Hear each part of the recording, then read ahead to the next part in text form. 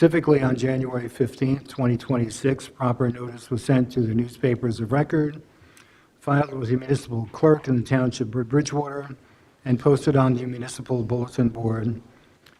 Please be aware of the Zoning Board of Adjustment policy for public hearings. No new application will be heard after 9:30 p.m., and no new testimony will be taken after 10 p.m. If you are able, please join us and stand for the Pledge of Allegiance. Pledge allegiance to the flag of the United States of America and to the republic for which it stands, one nation, under God, indivisible, with liberty and justice for all. Is anything yet?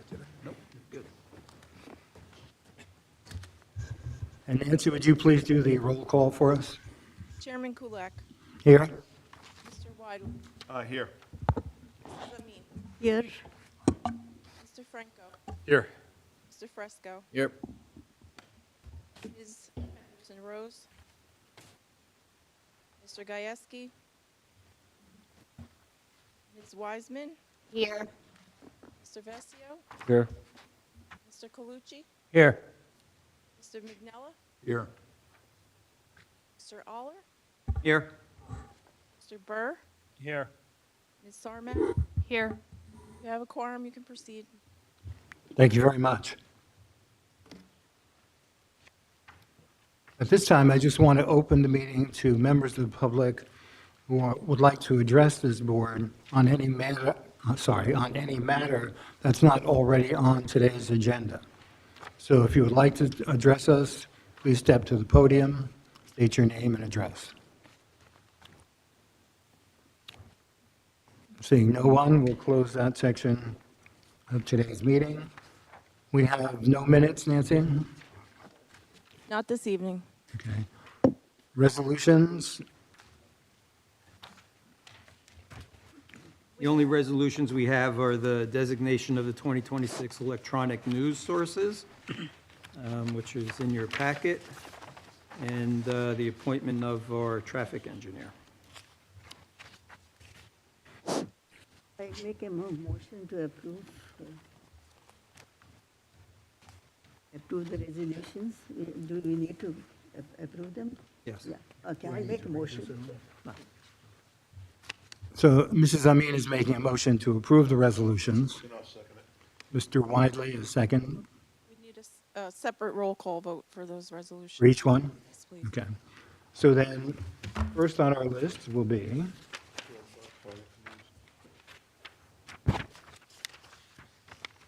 the designation of the 2026 electronic news sources, authorized to receive all notices of the Zoning Board of Adjustment.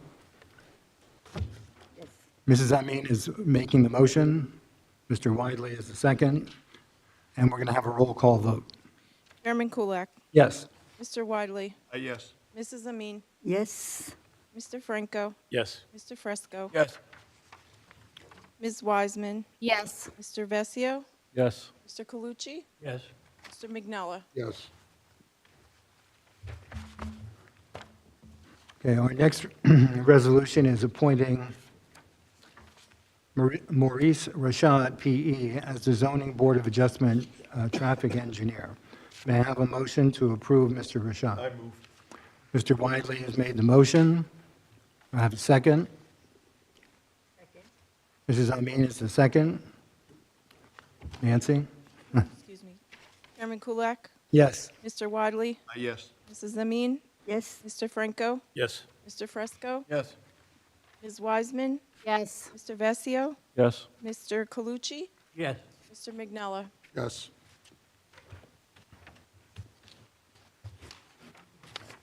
Okay, moving forward, we're going to be having our applicant come forward, and we're going to be addressing Bridgewater Self-Storage LLC, Block 400, Lots 1 and 2, otherwise known as 351 Route 28 and 322 Route 22. And Mr. Chairman, while they're getting ready, let me just jump to the next one. That is 1200 Route 22 Land Investors and 1200 Route 22 LLC Holding. Yes. Announce for the public that that application will not be heard this evening. It is being adjourned to April 28th, 2026, correct, Nancy? That's the date? Correct.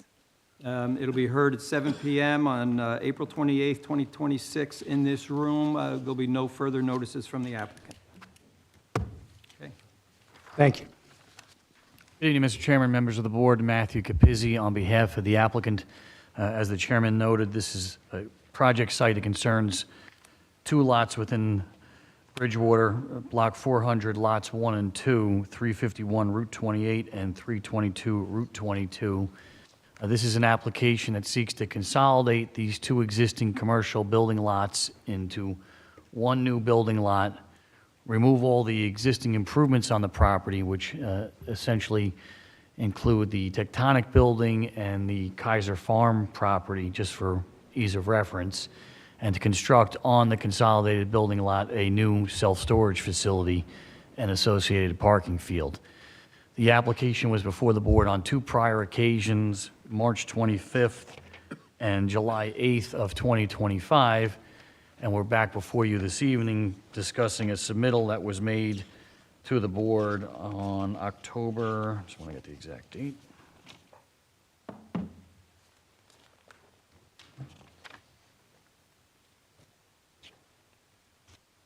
October 17th, 2025, which included updated engineering plans that involved an updated landscaping plan and an updated tree inventory, as well as updated architecture plans. Just for a little bit by way of history, understanding the board had a recent reorganization and we do have some new members. The initial application, some of the changes that have been made over the 2 prior hearings that I think are noteworthy for this evening. The initial application had proposed drive-up units along 3 elevations of the building, which have been eliminated. The initial application proposed parking in the front yard, which has been eliminated. The initial application proposed a drive aisle off of Route 22 that entered along the westerly side and meandered along the easterly side to an entrance to the building. That has been eliminated, and we now have just a direct route from the westerly side going up to the main entrance of the building, which provides for a larger opportunity for landscaping along Route 22 and less tree removal along Route 22. The 28 landscaping has been significantly upgraded. When we were last before you in July, there was a conversation about the adequacy of the existing vegetation along Route 28 and whether a portion of that area was in decline. We went out and assessed the existing vegetation that we had originally slated to retain and are now proposing to remove what I believe is about 300 linear feet of existing evergreen vegetation, and we're going to be replanting that with new, more robust landscaping to help provide a full vegetative screen along Route 28. There was never access on Route 28. There is no access proposed along Route 28 under the application that's before the board this evening. Also noteworthy, approximately half of a ground level was removed, so we took about 15,000 square feet out of the project. We eliminated the drive-up units, and we also reduced units within the building itself as a result of losing that approximate 15,000 square feet. By losing that half a floor, we were able to also bring the building down 10 feet. We were never seeking a height variance. The maximum permitted height in the zone is 45 feet. Under the original filed application, it was 36 feet. Under the proposed form of application, it's around 31 feet. From an average grade perspective, and that results from the modification I just mentioned. A particular point when we were before you in July, there were conversations relative to how the building presented itself to Route 28, understanding that there's a residential corridor to the south of the site, and at that juncture, the building was approximately 53 or so and a half feet from the intersection of Bogart and 28 to the parapet of the proposed building. And when we modified it, we actually brought that scale down 10 feet. So now we're 43 feet. So again, the maximum height in the zone is 45 feet. We don't calculate height in the manner I'm now referencing, but just from a visual vantage point, as you're traveling along the 28 corridor, looking up at the parapet, you're now at 43 feet. The variances that are required, the relief that's required by the board, of course, is a permission to consolidate the two building lots, as I mentioned, preliminary and final site plan approval. Although we are in a commercial district with the sites in the C3 zone, which allows various commercial type uses, it does not permit self-storage. So as a result of that, we do need a D1 use variance to allow the self-storage facility at this location. And the building does exceed the maximum allowable FAR, so we have a D4 FAR variance. The C variances or bulk variances to the building themselves are quite minimal. We do not comply with the front yard setback requirement along Route 22. 200 feet is the minimum required, and the building is proposed to be at 100 feet. There is a minimum loading space requirement of 4 spaces, and we are only proposing 2. Again, the 4-space requirement is designed for a warehousing type use, and this is not analogous to that, which is why we think the 2 loading spaces is more than adequate. And there are certain dimensional requirements associated with the loading spaces to which we do not meet. And a variance as to signage. We have a signage along the front yard of Route 22 that is supposed to be 30 feet from the property line, and we're setting that sign at 5 feet. There is no signage proposed along Route 28. Also, just a note about changes to the application. When we were here in July, there was some thoughts on changing the facade color to more earth tone. That has been incorporated into the plan set, and a request to consider if we can add additional faux glazing. And so now the building, especially along 28, includes a significant amount more of additional faux glazing to give the building a closer appearance to an office building. So, Mr. Chairman, I appreciate you giving a moment just to give me a summary of the application. For this evening, Matthew Kunzman, our civil engineer, will be here to testify to the landscaping plan and tree location plan. And then William McGeevers, our architect, he'll go through the revised architecture plans. And then Paul Going, our traffic engineer, is with us this evening also to go through his traffic report. Each of the witnesses will touch upon briefly some of the salient points from the prior 2 meetings, just to set the context for the board so everybody appreciates what we were initially proposing in a high-level perspective and where we are today. And prior to bringing up your first expert, you said no access on Route 22. There is emergency access planned, I'm sorry, Route 28. There is emergency access planned on Route 28. That was a request of the fire department. Yeah. That is going to be a chained-off access point that would only be accessible by EMS of the municipality, and it does not have a macadam base area. It's a grassy paver access way. So, but yes, there is that limited point along 28, but all customers and deliveries, anything traffic, any vehicular movements associated with the self-storage that are non-EMS related would be from 22. And I appreciate that, and I just wanted to make sure for the record that we had that access for emergency purposes, and it will be limited for those emergency uses only. From a big picture perspective, in addition to the witnesses that you've outlined today, do you anticipate additional experts or witnesses that you'll be bringing later or at a subsequent meeting? What's your game plan here? My thought, Mr. Chairman, if we were able to get through the 3 witnesses I have this evening, that would be certainly very appreciated by the applicant, and then come back at a later date for operations testimony and planning testimony. Okay, thank you. So you may call your first witness. Thank you.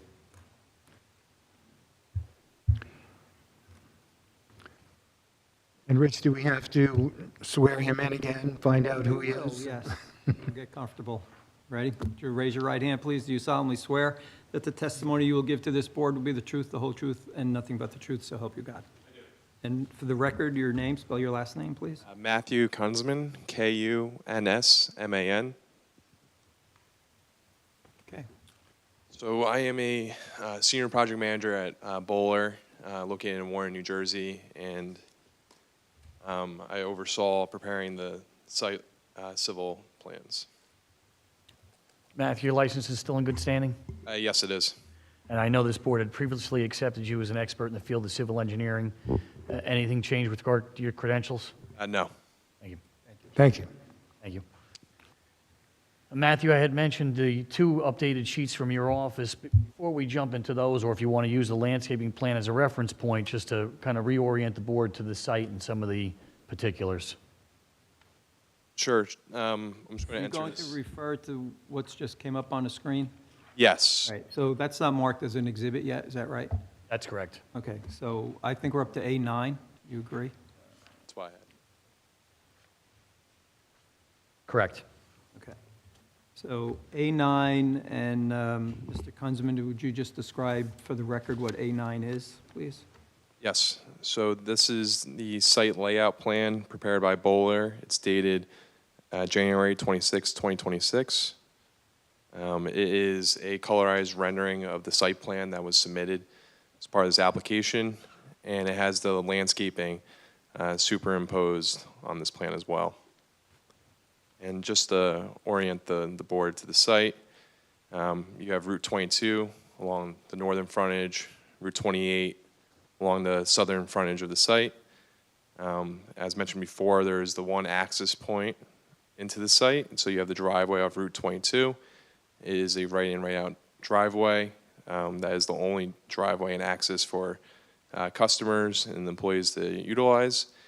And then, as previously mentioned, there is an emergency access driveway on the southeast corner of the lot that would be used for the fire access or emergency services off Route 28.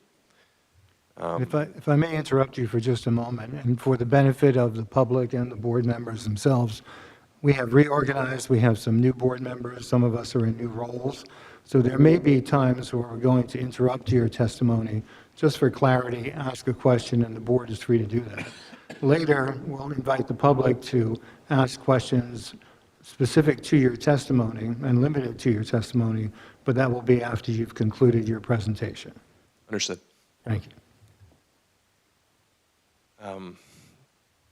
So once you enter into the site from the Route 22 driveway, there is one-way circulation in a counterclockwise direction to provide full circulation around the building. And the office location is located in the northwest corner, and the loading area that's internal to the building is on the western side of the building as well. As mentioned previously, the site does have quite a bit of slope, a grade change. So the eastern side of the site is at higher elevation and it slopes to the point of the site on the western side. So there is quite a bit of grade change, and as part of our application, the original application had the finished floor all at one elevation.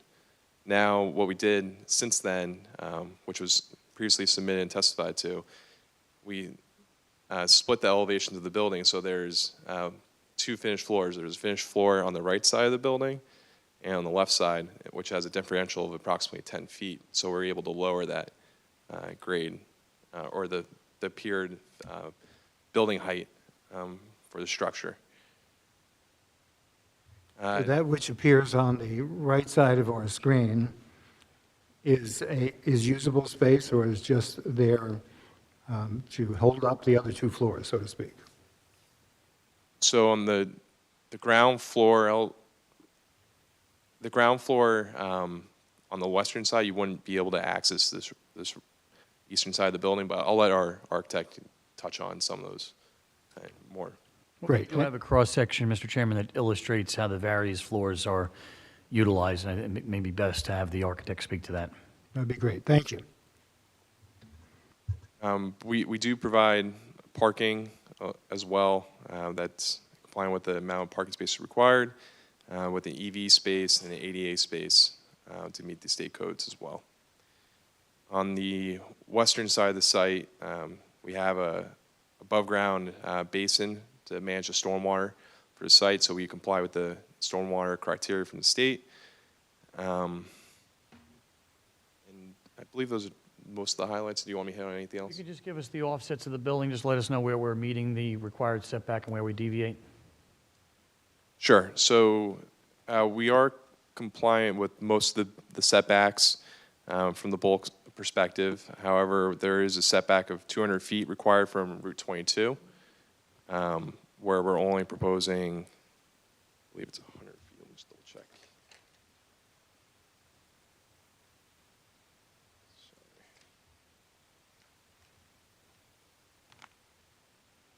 Yes, 100 feet from the Route 22 frontage.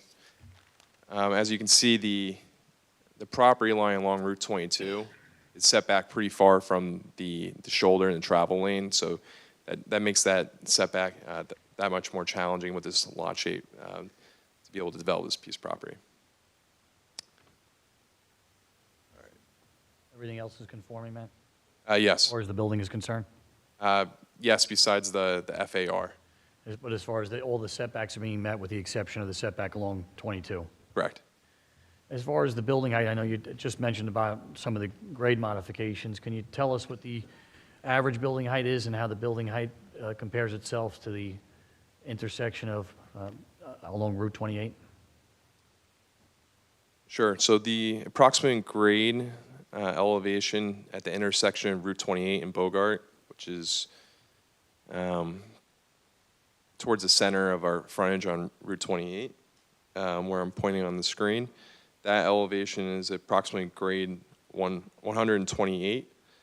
So the top of the parapet that we're proposing now is at elevation 171. So when you take those difference, it's approximately 43 feet, which reduced the building height from the original application by 10 feet. Thank you. I know there was a change here we had already discussed in July, but just for some of the benefit of the new members, the access aisle changed to be reflected as you have it on the plan today. Can you tell us some of the benefits that were derived by orienting the drive aisle in this manner and what variances were eliminated? Sure. I also have the other rendering from the original application I can pull up. So this was Exhibit A2. This was the original site plan application that was submitted, and just to show you what was originally submitted.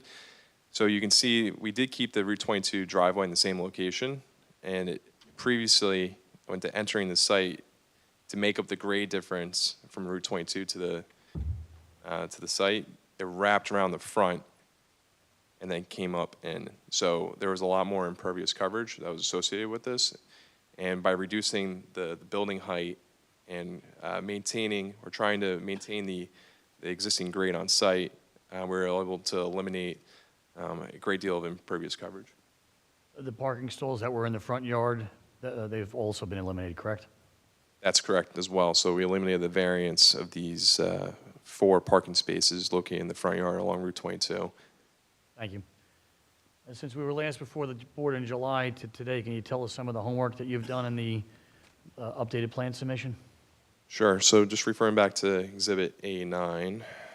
So what we did was we had a tree survey done. So we had Eco Sciences, who's a natural resource specialist, perform a site inventory of the trees and the condition as well, and the species. And then we also had our surveyor pick up or do a tree survey and locate those trees based off what our tree specialists identify on the site. So with that, that's what's reflected on the plan in front of you, and that was what was submitted, was the landscaping plans. So with that, we have an accurate tree count now on the site, where there were 242 trees surveyed on the property as in existing today, 9 of which were either deceased or in dying condition. So in total, there's really 233 trees. We are also revised our tree replacement plans and our landscaping plans. So we are removing 129 trees of those surveyed trees on site. So in total, we're also proposing 294 trees as part of our landscape plan. So the total trees on the site will be 407 trees in proposed conditions compared to the existing of 242 trees. So some of the major differences, as mentioned before, was the Route 28 buffer. So if you look at the prior exhibit, and we'll pull up Exhibit A2 again. Referring back to Exhibit A2, you can see that on the southern side of Route 28, the existing vegetation was being maintained. So now, after doing a site visit, having a tree specialist go out there, investigate the site, and working with your board professionals, we have revised the plan, so referring back to Exhibit A9, and enhance that existing buffer to supplement what's out there today and provide a much more substantial buffer from the Route 28 residents. Can you tell us how you achieve that? Sure. So we are proposing.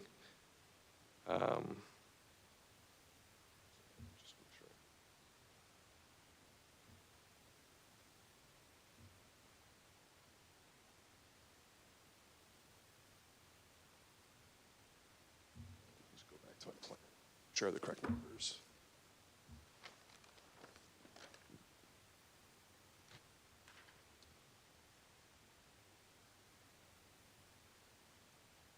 We have 108 evergreens proposed in that buffer area, so along the Route 28 frontage of the 75 feet, 108 evergreen trees proposed in that buffer. We are requesting a waiver from the board because 75% of the landscaping proposed in the buffer has to be evergreen trees, and we're proposing slightly less amount.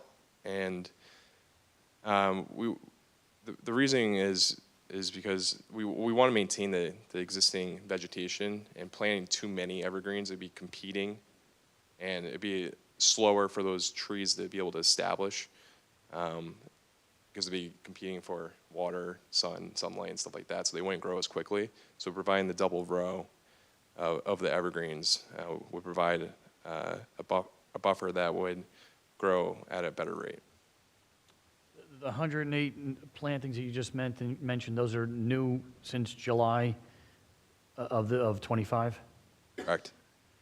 Thank you. So can you just give us a high-level review of the landscaping plan in total for the benefit of the new members?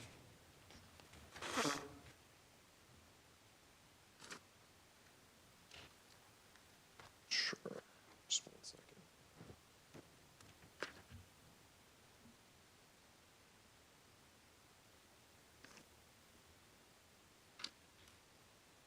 I don't have the exact numbers, how many trees were planted, actually. If you can just give us a general understanding about what's proposed there, the height of the planting and things of that nature, if you have that. Sure. Yes, I do.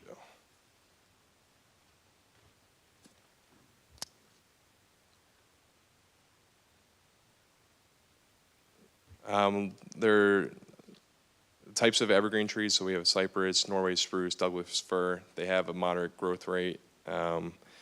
So at install, they'll be at 8 feet. 3 years, they can be up to 15 feet in ideal conditions. So the evergreen trees that we're proposing, they do have a moderate growth rate, and will fill in the buffer pretty nicely. And there's also the existing deciduous trees out there today, and then we're proposing some additional shade trees to fill in some of those gaps as well. And so the overall intention here was just to provide a comprehensive as possible buffer along Route 28. Is that fair? That's correct. Thank you. Anything else to touch upon since we were last here in July from a civil engineering perspective? I think that's it. Thank you, Mr. Kunzman. I have no further questions, Mr. Chairman.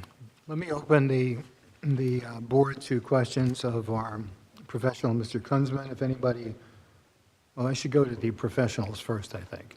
So, Mr. Burr and Ms. Sarmond, any questions for our experts here before we go to the board? I do have just a few questions, Mr. Chairman.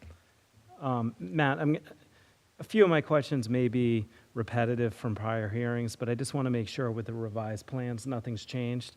At prior hearings, you had testified that there was not going to be any steep slope disturbance, no plus 30 slopes being disturbed. Is that still true?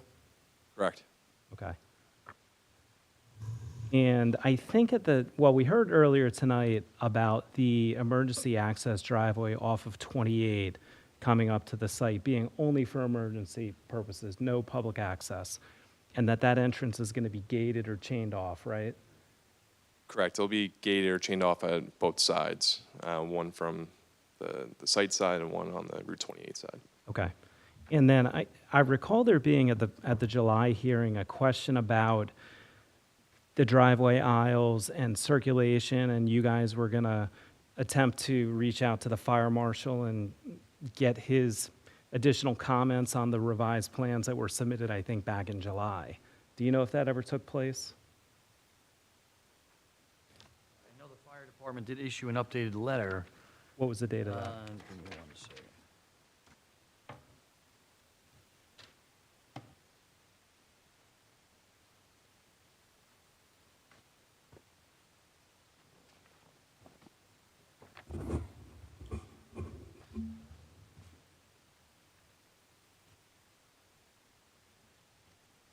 October 23rd of 2025. So that followed the updated submittal. 25.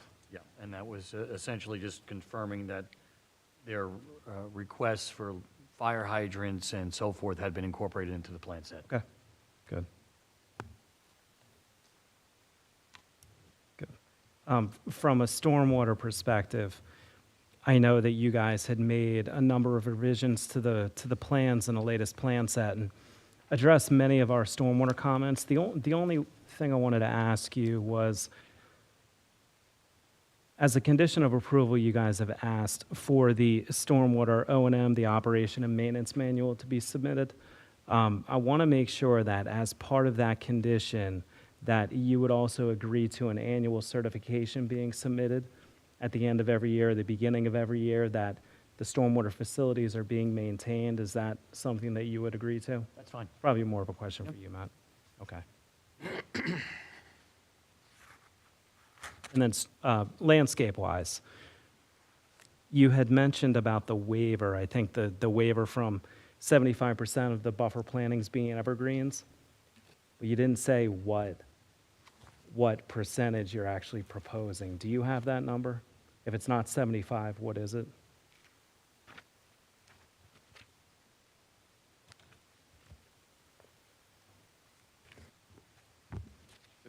51.1%. Okay.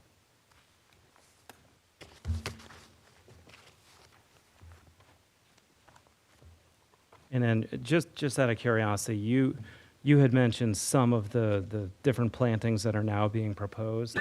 Are they all native and deer resistant to the best of your knowledge?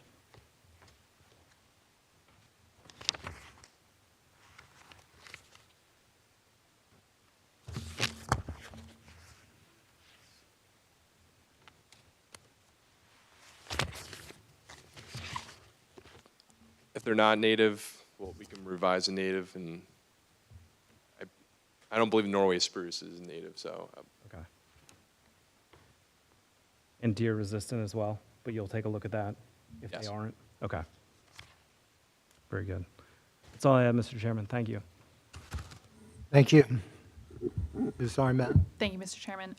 So I just want to update the board that at the last hearing we had on this application, which did not include this updated landscape plan, there was a big part of the conversation was about their previous landscape plan and enhancing it and adding more trees. And so this is a huge improvement, and it is now compliant with the replacement calculations, where previously we didn't have a full tree survey, so there wasn't a clear indication of what the tree removal was, and therefore not a clear indication of what the tree replacement was. And now we have both the tree replacement calculation as well as a full replacement that exceeds the required tree replacement of 292 trees, with 294 being provided. So it is in satisfaction of that now. So as I mentioned, it is a huge improvement. I will reiterate, or at least follow up to the comment that was just made about the native species or deer-resistant species. I believe that the tree species they have provided, we have a list in our ordinance under section 126-191 that does provide some preferred species. It probably could be updated. There are some updates to certain species of trees that are more prone to disease recently in New Jersey, but it does pretty much capture a very good variation of trees. Not all of those species, even on the township list, are native, but I would recommend that as many possible be native species, of which I believe, a good number of their trees on their list are already. But obviously, if there are, I don't think we have a native alternative to a Norway spruce. And so there are some exceptions that can be made in order to keep them. But obviously, I'll take another look at the landscape plan to make sure that that's all, that all the species chosen are good. And the applicant is willing to work with our planner to make sure that the species of trees are either native or compliant in such a way as to provide the best screening possible with a healthy tree environment, so to speak. We are, Mr. Chairman. Thank you. I have nothing further for this witness. Okay. Let me ask our board members, if any of you have a question related to Mr. Kunzman's testimony specifically, or anything our professionals have just said. Mr. Chairman, am I allowed to ask questions on past testimony? If This it's witness for case? Mr. Kunzman, Yes. yes. Hi, Mr. Kunzman. I'm trying to catch up a little bit. I watched all the testimony. I'm an architect, so a lot of my questions probably will lean that way. But one of the questions I had was, we're looking for variance on lighting. Yes, You're proposing 2.6 as opposed to 1.0 foot candles? correct. So that's measured at the property line, at the intersection of the driveway and the property line. And we do comply with the DOT requirement, I believe it's 0.2 foot candles at the curb line. But as you can see, the property line is set back pretty far from the curb line at the Route 22. And we wanted to provide more lighting for that stretch. So we are requesting that waiver at the driveway location only. It's not anywhere Okay, so else. it's not on the back, so on the 28th side of the building? Correct, it's only on 22 side. And I guess part of my question is, we do have some residents that are on the 22 side of the building that can view the building from across the way. I guess my question is, you've got, I get it around the entrance, having a little bit brighter right at the entrance. What about moving east? On the eastern side of the building, you've got, so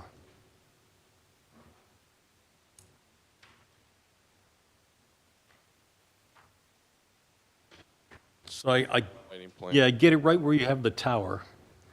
You're trying to get that exposure. Is looking at the renderings that were presented, you kind of had one quick shot and then it, Sure, so the 0.5 foot candle line at that corner, like towards Route 22, and where I'm pointing on the screen,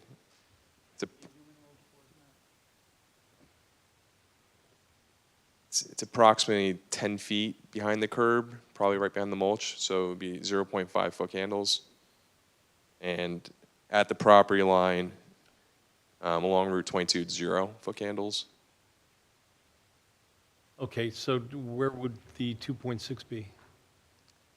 It's occurring at this point with my mouse on the screen, right at the intersection Okay. of the driveway and the property line. And the rest of the lights, the light poles are on the perimeter. I understand they're shielded. But will they be on sensors so that after 10 o'clock they're off? I don't know if they'd be off, they would probably come down to maybe 50%. Because I think, Bill, I don't know if you can, on the Chimney Rock project, I think you had it that they turned off on sensors. The exterior lighting? Yeah, I think, yes, yeah, the resolution stated that they would turn off. security lighting. Right, so it's secure, so if there's any movement, then the lights kick on. Because we do have a drive aisle along the southerly side of the building, so that, to have that. But after 10 o'clock, you said you're closed. Correct. So would it be possible to have those just on motion sensors only?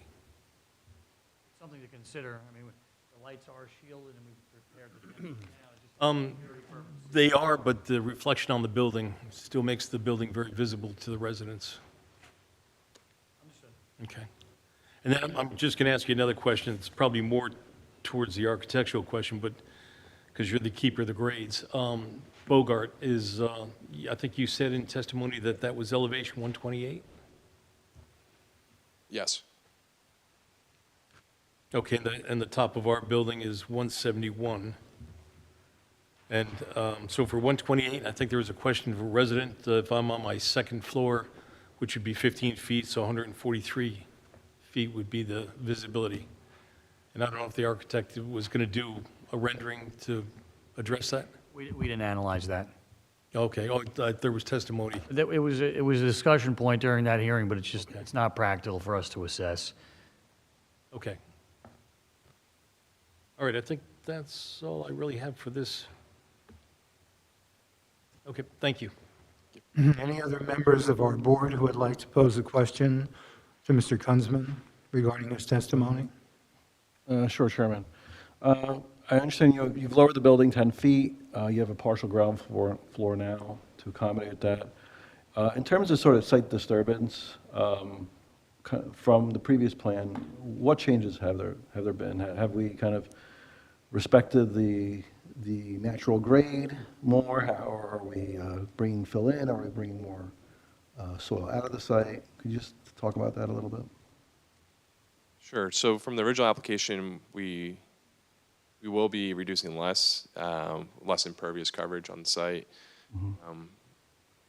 I haven't prepared earthwork calculations, but I did look at the grading plan. We probably will have to bring in fill to the site, but I don't have a calculation. Okay. So, but you've lowered the building, and you have to bring in fill, so we're probably reducing the amount of fill we're bringing in then? Yes. Okay. Actually, I had one more question for you. On the east side of the building, since it's just a one-way flow, would angled parking reduce the amount of impervious? Or does that affect your turning radius at the corners of the building? It may, well, if you reduce the drive aisle, it may decrease it, but, you know, the customers are renting small U-Haul vans and stuff, so you like to have a larger drive aisle for people that aren't accustomed to driving it.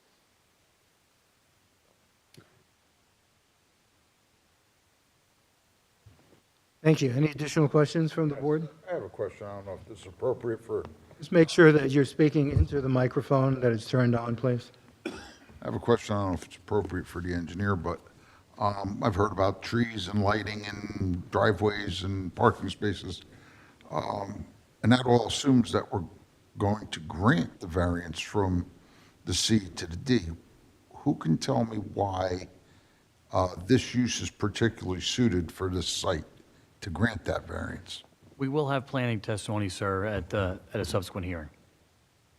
It's not a question for the engineer, but we will have a planner. You'll be able to ask that question at that time. Great. Well, thank you, Mr. Kunzman. Appreciate your testimony. Mr. Capizzi? I'm sorry? Oh, I'm sorry. Are there any questions from the public specifically for Mr. Kunzman's testimony regarding the engineering of the site? And now I'm going to open the floor to questions from the public, just to Mr. Kunzman's testimony.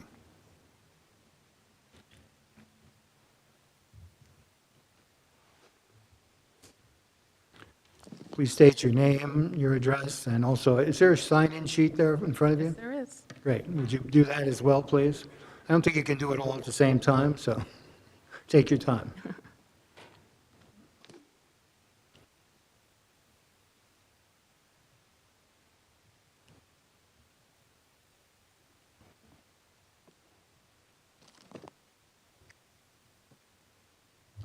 Okay, so my name is Carolyn Joya. I live at 1402 Paley Court.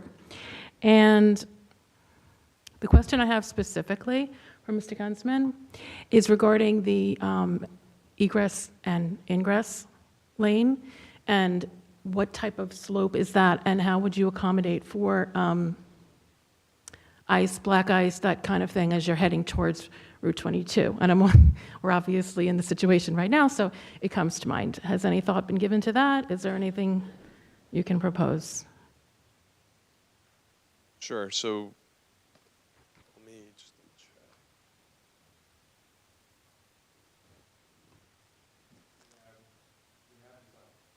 What- Is it working?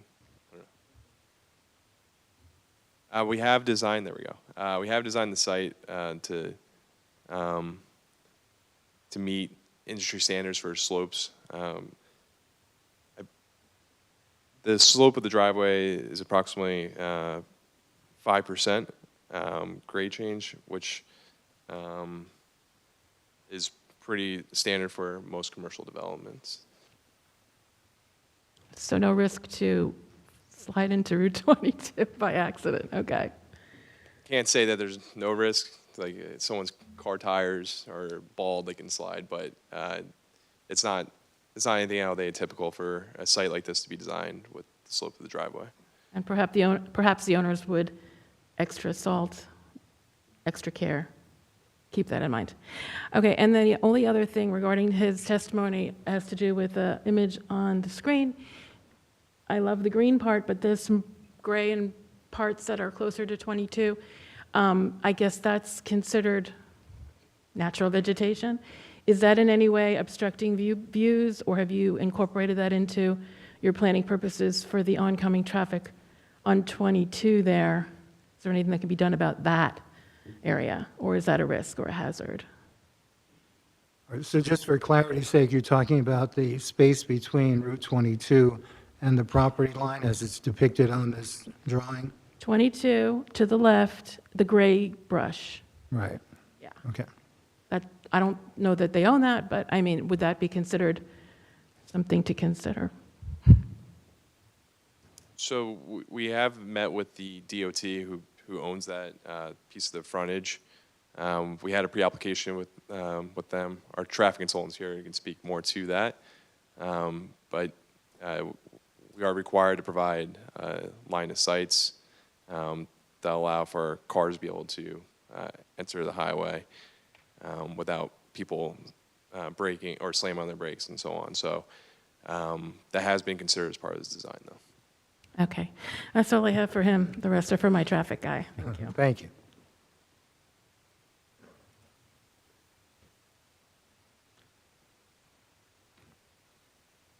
Good evening, ladies and gentlemen of the board. My name is John Kaplan. I'm an attorney at Harold Law in Warren Township, New Jersey, I'm representing... sorry, can I have your last name again, please? Kaplan, I'm sorry, Kaplan. Mr. Kaplan, please continue. I just have a couple quick questions. Mr. Kaplan, who do you represent? Arthur Self-Storage? I'm sorry, again? Arthur Self-Storage? Arthur? Yes. And what's their address? It's in Branchburg.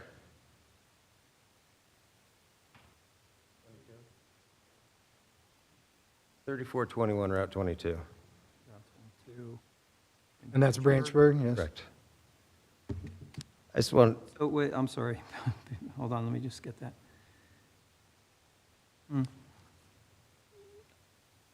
So, immediately standing comes to mind, right? So, and just for the sake of the board, certainly any property owner in Bridgewater would have standing. But once you get outside of Bridgewater, you have to be an interested person under the MLUL. I don't know how you are. excuse me? I don't know how you are. Like, how can you just tell me how you think your client has standing to appear? Well, not, at this point, they're not in the township of Bridgewater, they're on the border of Bridgewater and Branchburg. And I believe they do have an interest in this beyond just merely owning self-storage. They do have an interest in what goes on along Route 22 in the area. I think they have standing. I don't know if Mr. Capuzzi has a objection to a few questions. If you're a competitor, you don't have standing just for that, right? So, Correct. You have to have some sort of interest, some property right, something that is associated to the property that impacts your client, right? They're within a few miles.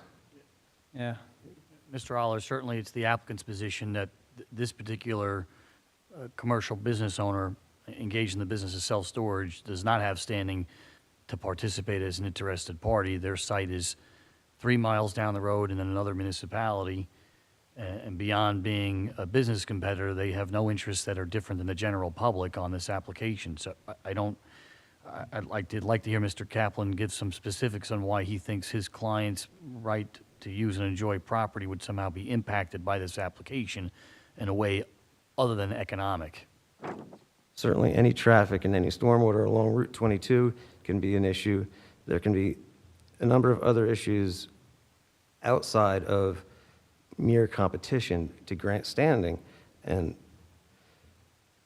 as a business owner on the Route 22 corridor within the area, self-storage or not, I believe they have an interest in this application. And just ask a few questions. As any property owner, any from the public, whether they're in Bridgewater or not, if they have an interest in this Route 22 corridor within these 3 miles, whether it's safety, traffic, stormwater, anything of like that, they're in the general vicinity, and they just have standing to ask a few questions.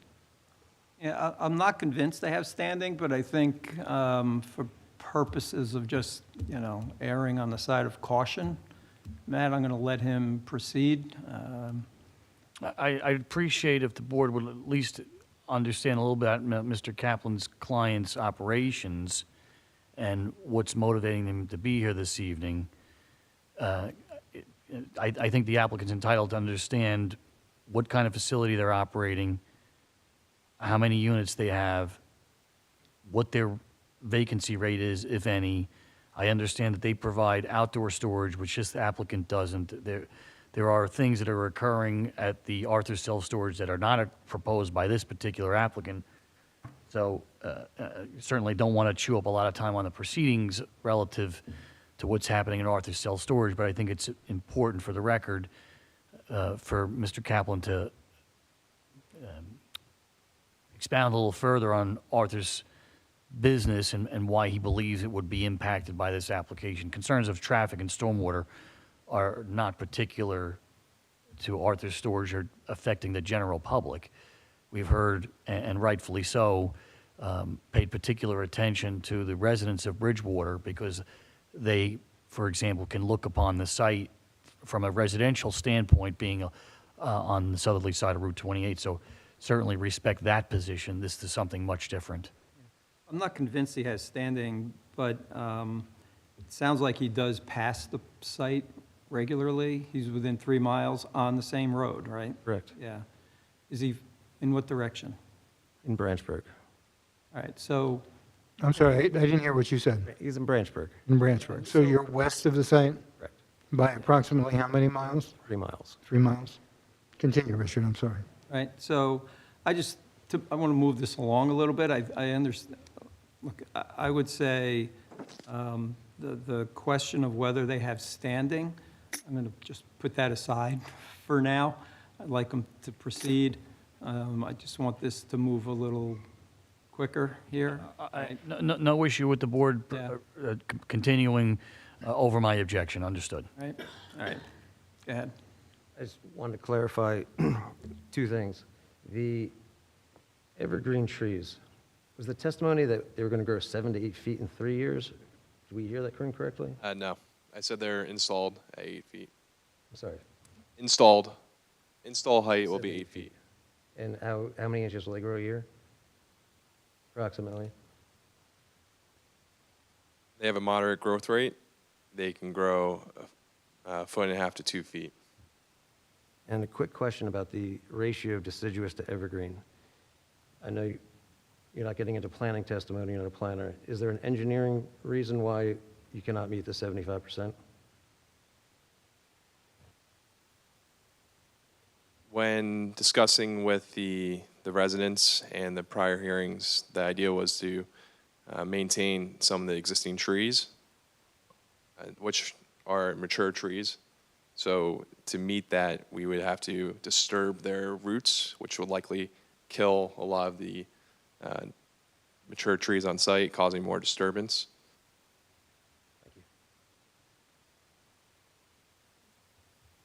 Thank you. Are there any other members of the public wishing to address Mr. Kunzman's testimony? And please state your name and address. Sure.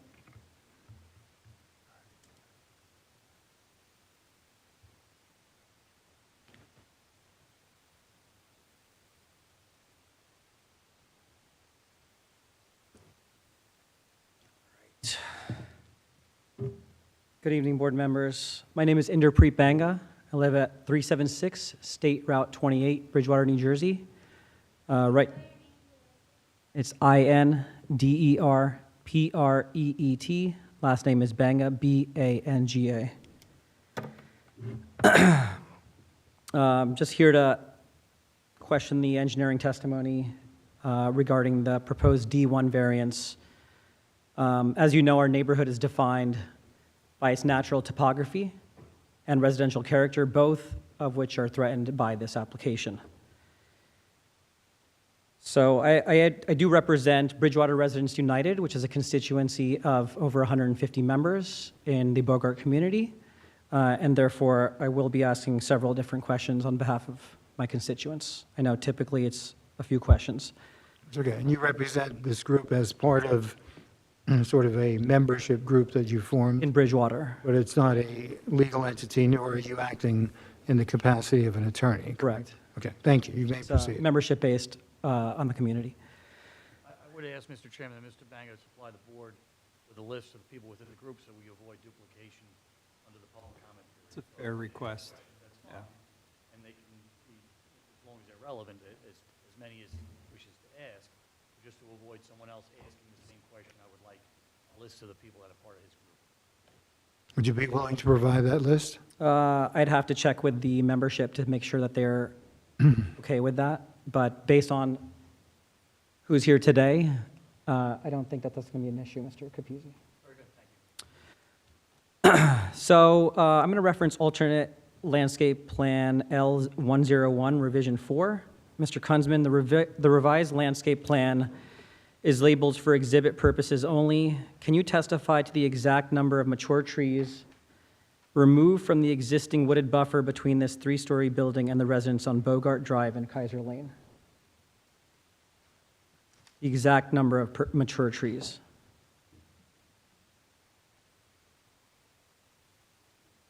I have to count them, so just bear with me. Take your time.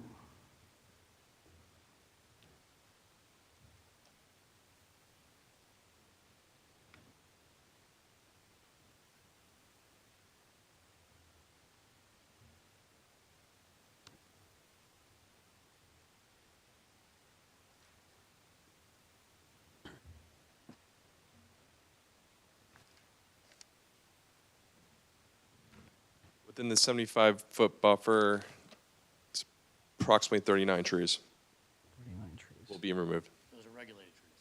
Yes. Okay. And the plan proposes 2.5-inch caliper replacement trees, I believe you had mentioned. Since the building is roughly 35 to 40 feet tall, correct? How many years will it take to replace, till it take the 2.5-inch tree to be 100% visual screening of the building's upper floors by my neighbors? 100%. The answer is never. You can say that. It's tough to really answer that question. Every tree is different. It's not guaranteed to grow a certain height.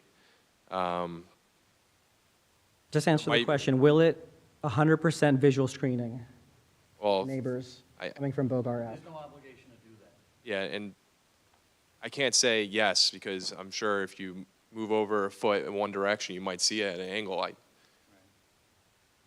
not a practice, Mr. Chairman. Okay. Certainly, we're striving to be as generous as possible with the landscaping, given the areas we have to work with. We strive for 100% just as a practice. I'm just giving the board consideration for the negative criteria, which is the damage the product is, this project will do to the neighborhood and the zoning plan. So, Within my right. Okay. All right, I'm giving my questions, don't worry. I was going to say, if you pose your questions to Mr. Kunzman, and then just because we have an answer that may be unsatisfactory to you, doesn't mean that he can't continue with his testimony. So Sure. let's have some civil dialogue between the parties and ask questions, because to achieve 100% visual screening is not an obligation that they have. Your point is well taken, but let's continue. Sure. Okay, let's talk about steep slopes. So steep slope plan C304 and detail sheet C904. Sheet C904 requires backfill to be compacted to 98% maximum density. I believe you were calling out some of the backfill. Given that this site contains significant steep slopes, which specific vibration monitoring will be in place to ensure that the heavy machinery required to achieve this compaction will not cause structural settling or foundation cracks in the surrounding homes? There's not deep compaction proposed for the site. 98% compaction is typical for most construction, or 95% compaction. I don't anticipate any issues, especially since it's across Route 28. And our disturbance has a 75-foot buffer from a Route 28 side as well. I don't see why that would be needed for this type of project. I believe there is a home to the east of this facility. Sure. So you don't anticipate that that would impact No. that home? Okay. In revision 1 from November 13th, 2024, a 6-inch K5 sand layer was added to the basin. Does this addition indicate that the native soil on site was found to be insufficient for proper drainage? No. This is an infiltration basin, so the requirements are regulated by the state NJDEP. As part of that, a sand layer is required, so we're proposing K5 sand for that basin. And if the sand layer fails or clogs, where does the overflow go? Into the residential properties or towards Route 22? There's an emergency spillway proposed on the northwest corner of the basin. Can you point that out for the board, please? Sure.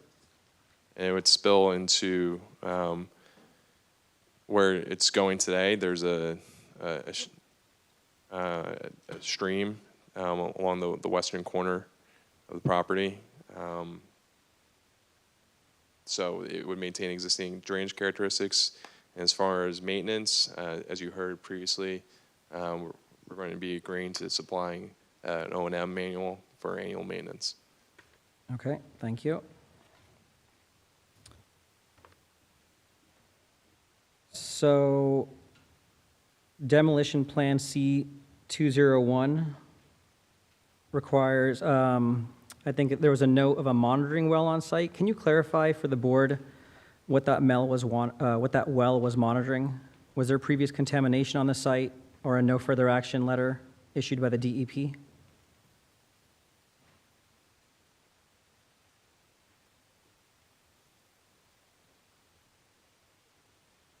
you point out where the well is on the demolition plan? I can't, I don't know where it was.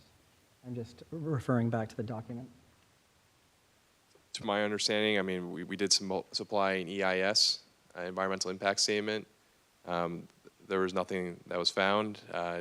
This property has been for sale or vacant for many years. It could have been used for due diligence for a potential buyer at some point to understand what the soil conditions and the water is on site. So you don't know what the monitoring well was used for? Mr. Holler, I believe the monitoring well was decommissioned. It may just be residual on the plan. As part of the applicant's due diligence, groundwater samples and soil samples were taken in isolated locations that did not show any hot spots. So you said EIS, but you had a Phase 1 done? Not through his office, but yes. Okay, and did the Phase 1 show any areas of concern? No. Thank you. You said traffic and operation, you're gonna have a traffic engineer coming later? Yes, sir. Okay, so I'll hold on that one. Well, I don't know if this is maybe more for you or the traffic, but turn radius analysis for a WB62 large moving truck entering from Route 22. Can you testify to if that study was done? Is that for your traffic guy? We did prepare a fire truck turning radius, sheet C302, and an SU30 box truck, C303. A large tractor trailer, they don't just show up to these facilities. I've done many self-storage facilities just like this. People don't just show up with a huge tractor trailer without renting a unit first, right? You don't just show up and say, all right, I'm going to deliver all my inventory here, or personal belongings. So Right, but that's coordinated. Just cut in on there. So Matt, in my list of conditions, when I went through my notes, we had some discussion at one of the prior hearings that there would be no tractor trailers on site. Is that the case? Yes, that's Right? Okay. So there'll be a condition that there be no tractor trailers. And there will be a sign somewhere on the facility that does? No.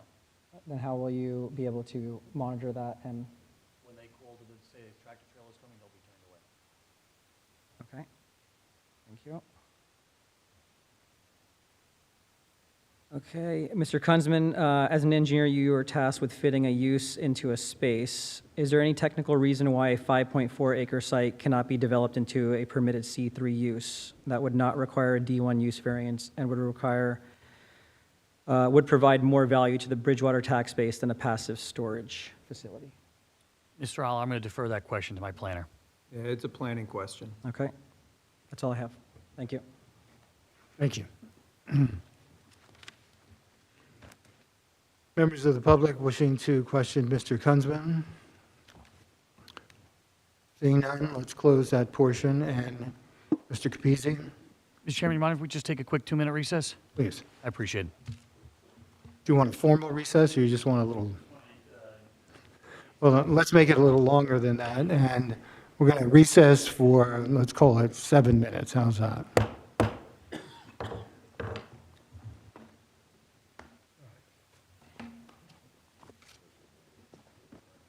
Both of us.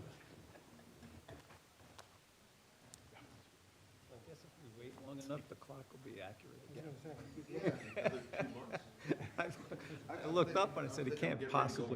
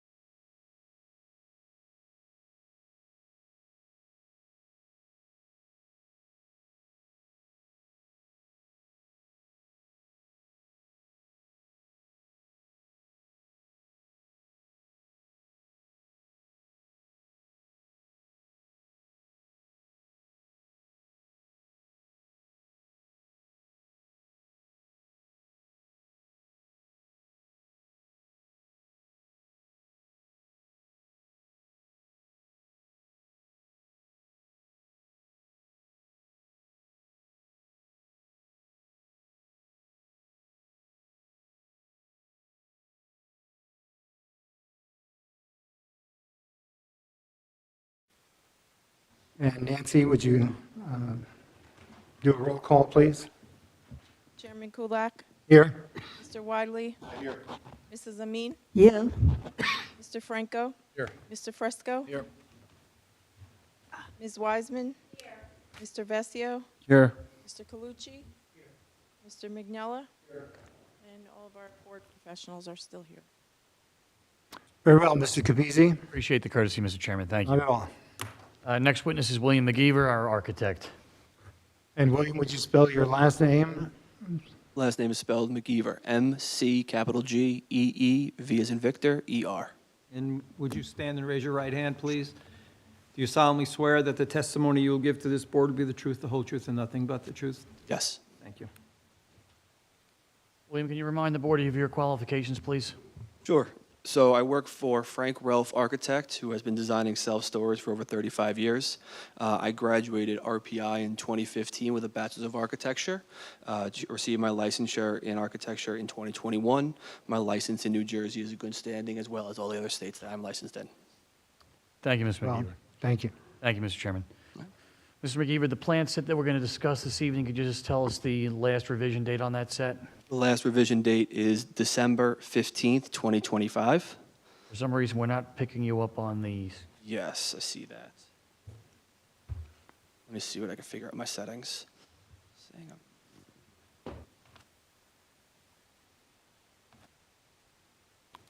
We can see if we can get you some technical assistance if necessary, but Mr. Kunzman, you were connected, were you not? Yes. Yeah. So we have two issues. One is a microphone issue that we would like you to speak into, Understood. and the second is whether we can get you connected or not. Yes, Matt's laptop has all but one of the PDFs that I was looking to present tonight. Oh, I'm up. Okay. Thank you for whoever assisted. I'm sorry, so the date of the plan set you're going to discuss this evening? Date of the plan set is issue number 3, October 15th, 2025. Thank you. And how many sheets does that consist of? This consists of 3 floor plans, an elevation, and 2 pages due to site sections. Thank you.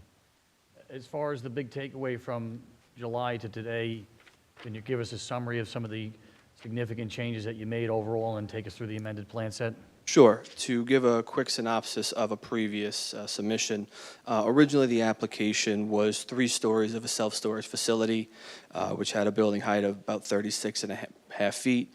I want to make it clear that the building height versus the average mean grade height of the zoning are 2 different calculations. The original square footage of the building was 120,570 square feet of type 2B construction, not fire resistant. The facade materials there, which were planned to be insulated metal panels with split-face CMU block. After receiving feedback from the board and the neighbors, we made revisions to the building size, elevations, and appearances. The new building, as you can see on the plan that's on there, has been cut back on the ground level. As Matt testified to, we did change also the elevation at which the building begins, so we were able to drop the building about 10 feet. We cut roughly about 15,000 square feet out of the gross square footage of the building. Each floor to floor is still 10'6" from top of floor to top of floor. Now, because we are built into the grade, there are 3 stories exposed on the west side of the building and 2 stories exposed on the east. Although the max height is permitted at 45 feet, we are clearly below that on both the average mean grade calculation and building height for zoning, as well as the exposed height of the building. So the resulting square footage after you adjusted your plan is? The resulting square footage is 106,650 square feet. Thank you.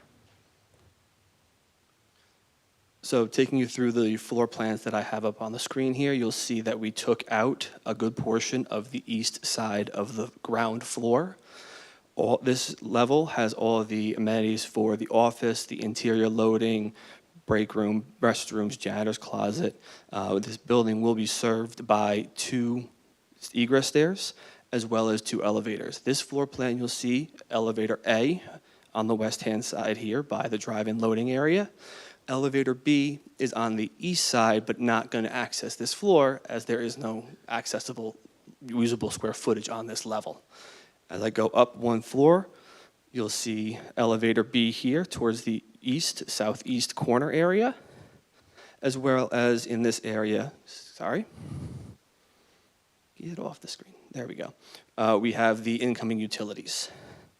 So the loading area is a double height space. This is why you see it boxed out here as open to below, because these, I'm sorry, as you zoom in, if you would just hold it for like a little second or two longer, because it's Sorry. kind of moving a little too quickly for our eyes to adjust. understood, sir, thank you.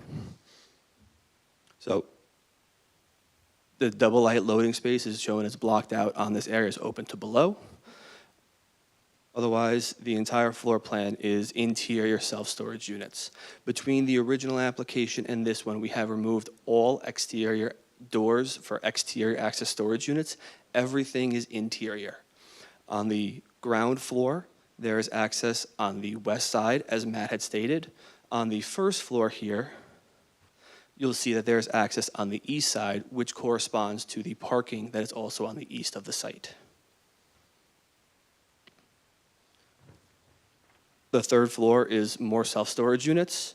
Again, this one is accessed by both elevators and the two egress stairs.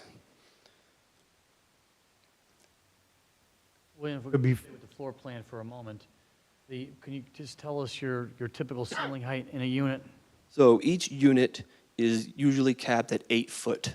There's either burglar bars or wire mesh over the top to prevent to give a maximum ceiling height for the tenant. Given the shallowness of the ceiling height, we wouldn't be using a forklift here, is that correct? No. As far as the loading area is concerned, can we go back to that briefly? Given the depth of that space, also taking into consideration the location of the bollards, could you fit a tractor trailer in that area? No.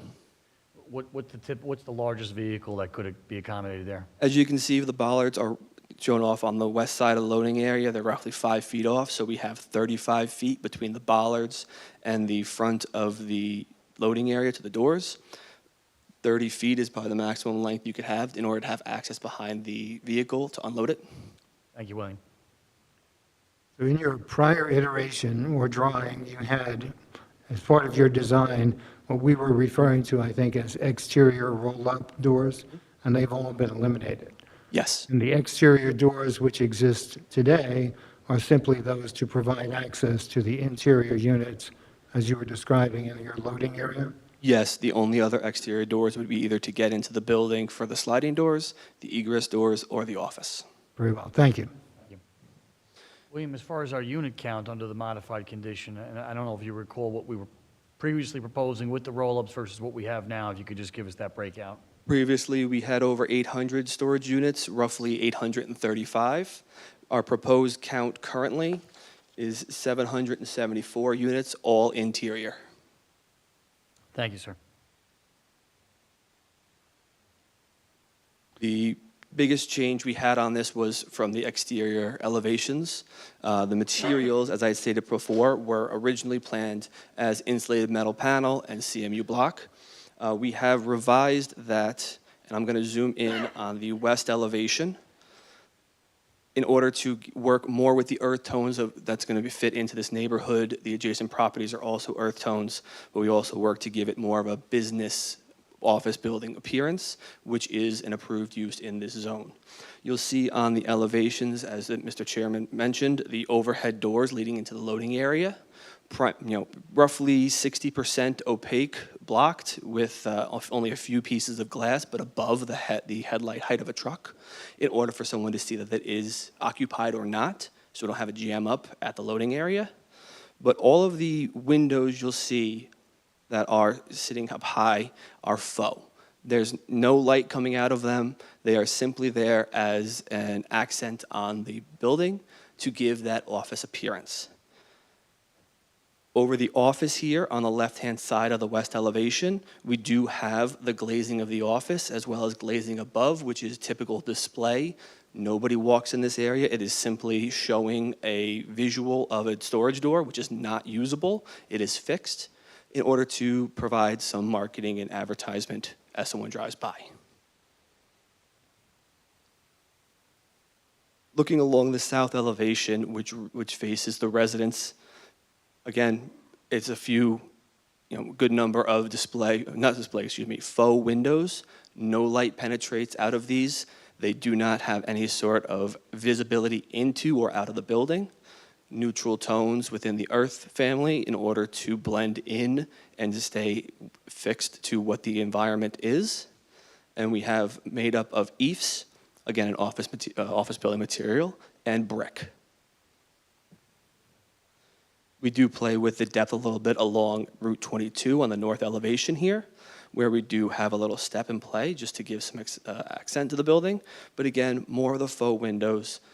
If we look at this frontage right near the office, you'll see that there are gray shown windows, which are the faux windows. And we have blue here, which are the clear glass to show the display units, and the lower one would be the office. As I move to the site sections, are there any questions on the elevations? You can move to the section, cross-section, please. Got it. So this is a quick section that was previously presented to the board, just identifying and showing that grade change that Matt spoke about. We have roughly about 10 foot, 10'6" of a grade change between the east side and west side, and you can just see how we've also cut out the section of the ground floor that works with the existing grading. So we also produced, give it a second to load here, a key plan over the landscape plan of the different render views that were produced, which I will get into next. So each of these views were taken and based on the landscape plan, working with Bowler's landscape team, their site visits and their observations on site, we worked together to produce the renders, which I'm about to present to you. How many renderings are we going to discuss? I have 8 renders here. So, Mr. Holly, these will all be marked as exhibits, and if we can mark them as we go through them, if that's okay. Yeah, we'll mark them as you go, one at a time. Okay? I'm up to 10, right? A10 is the first one. A10 will be the first. So this is an updated render along Route 22 at the entrance. As you can see, we do ramp up to the site, but we have a relatively office appearance on the building. We have a number of new plantings along that frontage as well, with some existing trees to remain. This is illustrating existing and proposed vegetation, Correct. and the proposed vegetation, the planting height is as depicted on day one? Day one. Thank you. And that would carry over for the other renderings as well? That will apply to all renderings in this set. Thank you. All right. Render number 2 is traveling westbound on Route 22. So when you say 2, it's A11. A11, would you like me to refer to it that way? Yes. Okay. So A11, render number 2, the building is located behind these dense trees, taken as you're traveling west on Route 22. Building is barely visible, and maybe even the access aisle would be visible from this side, although there is no access. So from this vantage point, am I east of the building, approaching the building as I That is head west? correct. If I can bounce back to the render key plan, I can show you where roughly you can see it up in here at the top of the title block. We were way off the site as we are approaching it. I'm not, if you have a, I don't see it either. Oh, I'm so sorry. Rendered spot number 2. Are you showing that, I have a little dot on my screen, so I'm sorry you didn't see that. that pink triangle there? Yes, yes. The circle is the location of the standing, and the triangle is showing the view shed. Very well, thank you. No problem. Going back to the renders, A12, render number 3 is traveling east on Route 28. Again, a combination of existing and proposed vegetation. We're roughly about 200 to 300 feet off of the intersection of Bogart Drive and Route 28. A13, render number 4, is showing the Bogart Drive intersection. Same situation, existing and proposed landscaping. We do, as you see here, zooming in, a proposed fence around the perimeter of the property, which will hide the headlights of any vehicles coming onto or off of the site. And that fence does, I believe, carry through the entire southern line of the property, and of the drive aisle, excuse me. We did show that here in A14, render 5 as a winter view. Same view, lost the foliage on the trees, added snow. Could be what happened this week. A15, render number 6, is we're traveling west on Route 28. We are further down the road, but if you look off into the side here, you will see the beginnings of the EMS or emergency access aisle. We will zoom in on that on the next one.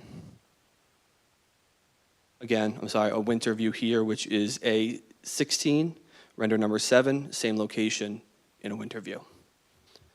And then showing that access for fire and first responders along Route 28, it is gated off. As Matt said, it'll be gated off at the property line, which is not at the street, but actually on the property line, just inside, as well as will be fenced off along the property, the fencing at the drive aisle. But again, existing and proposed landscapes shown on day 1. I'm sorry, Millian, that's A17, that's number 8? Yes, I apologize. Yes, A17. Thank you, Mr. McGeever. I don't have any further questions for him, Mr. Chairman. Are there any board members who have questions about the architect's testimony? Mr. McGeever, anybody? Yeah, Mr. Chairman, I just, what I want to bring up again is doing that crosscut from Bogart all the way down. You've got a 3'6" parapet and a 5-foot parapet, which are a variance from our codes. You got 3'6" rather, and 3 feet is the maximum parapet permitted. We would definitely comply with the maximum. If it's 3 foot, it'll be 3 foot. Yeah, so that was going to be, again, trying to lower the building, especially for the residents. I'm assuming that all your drainage is interior? Yes. And you'd mentioned HVAC equipment 10 feet away from the edge of the building, but that's OSHA. Absolutely. So you could move that further in so it won't be visible. So you could probably lower that main portion down to 0, just a straight edge, and then pop up 3 feet for your corner details. So right now you've got a separation of 3'6". If you reduce that to 3 feet, and then the main body drops down to a flat parapet edge.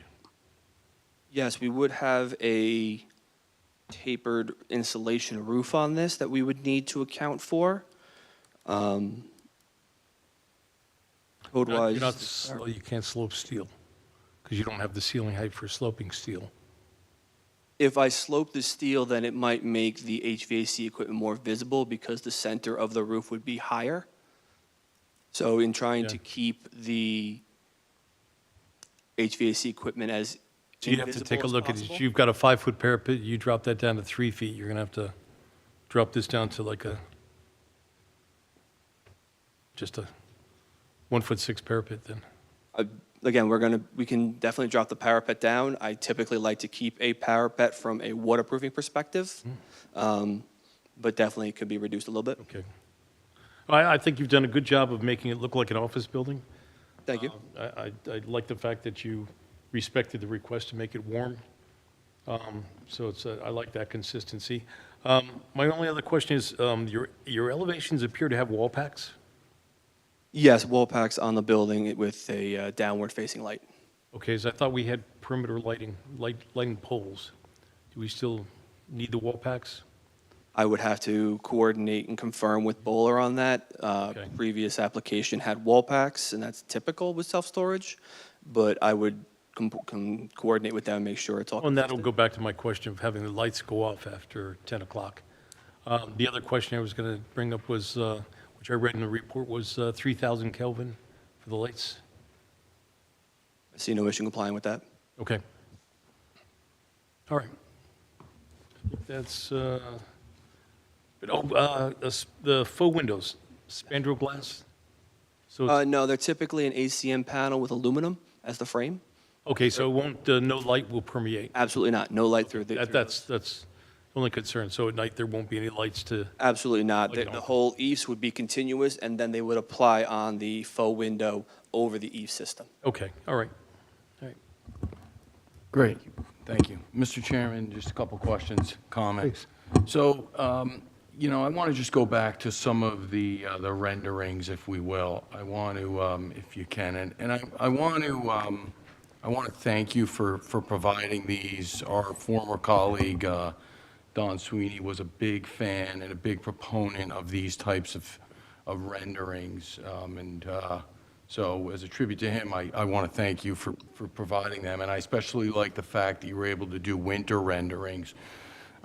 So can you just run through the Route 28? I would just want to make sure the residents, I want to make sure that our resident who is here on behalf of so many other residents gets photographs of the Route 28 ones, especially the ones with the winter view. Okay, I'm going to go Yeah, can you backwards just through that, cycle if that's back? okay? Yeah, if you don't mind, just real quick, I just want to make sure anybody has an opportunity from the public to see these again. Just looking me to flip through for them to take photos Yeah, of. just show, yeah, and I want to see that one again, the winter one from Route 28. Right, that one there. So this, I think this is, it's amazing. So these trees that we're seeing here, are these existing or are these new plantings, these particular, the ones right in the front? I'm not 100% sure on that. I believe that they are existing because this should be off of our site, Right, okay. but I would defer back to Bowler, who assisted with the landscape plan. Great, all right. If you could just jump through them again, so, right, that's heading, okay, great.